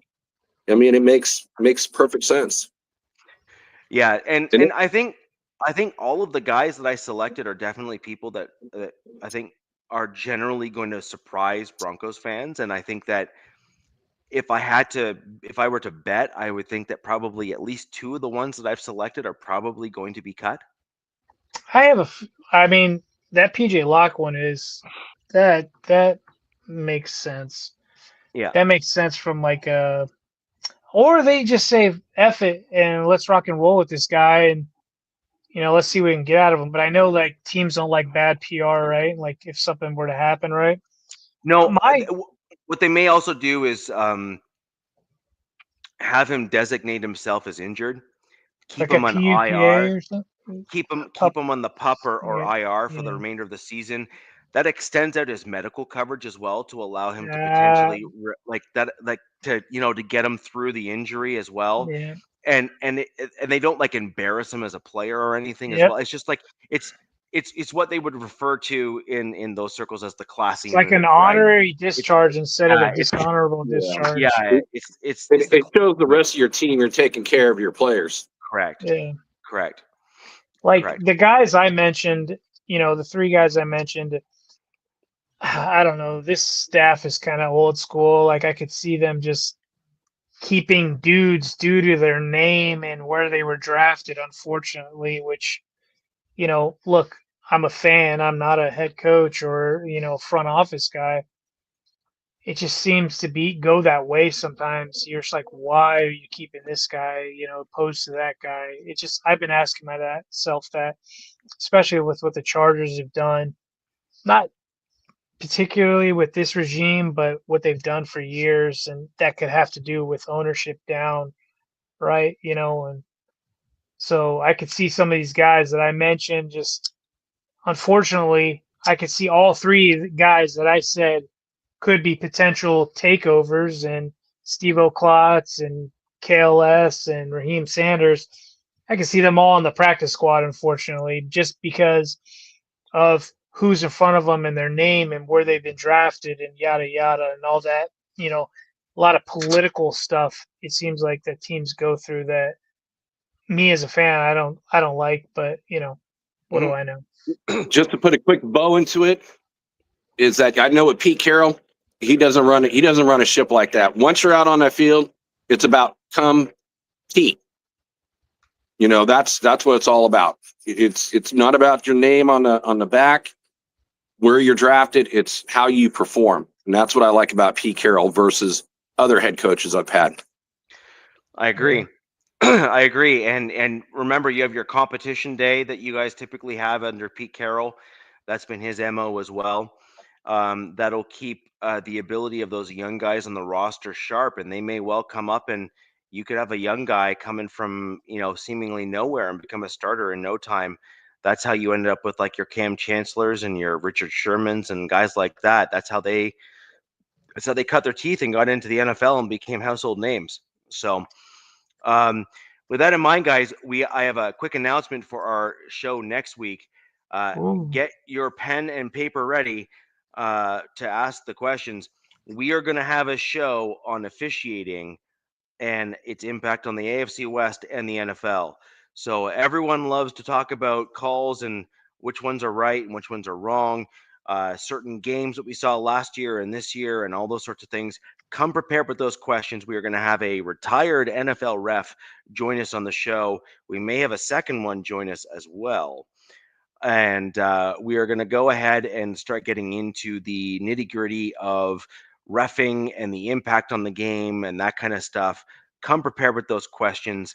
Leave those questions below in the comments and hit us up on X. You can see my handle here, Richie Rich A. You got DZ Wilson over there, 57. Bully Jack into getting an X account. Somebody, and, please bully him.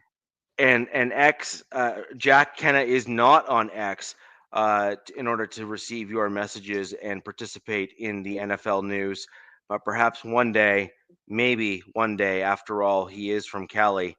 You think that he'd be supportive of the tech oligarchy there, but who knew? But anyways, Right. with that in mind, guys, we're gonna literally jump headfirst into the whole reffing thing next week, and that'll do us for the show this week. And until we talk about all the reffing and all the things and all the great stuff in the AFC West, where the West side is the best side. Peace. Fast lane when I pass in the street, bag of money in the passenger seat. Tempo's been asking for me on the road from the west to the east. Way up, I might never come down, cause the coast racking up the flight miles. So high, I might never come down, so what, this is my lifestyle.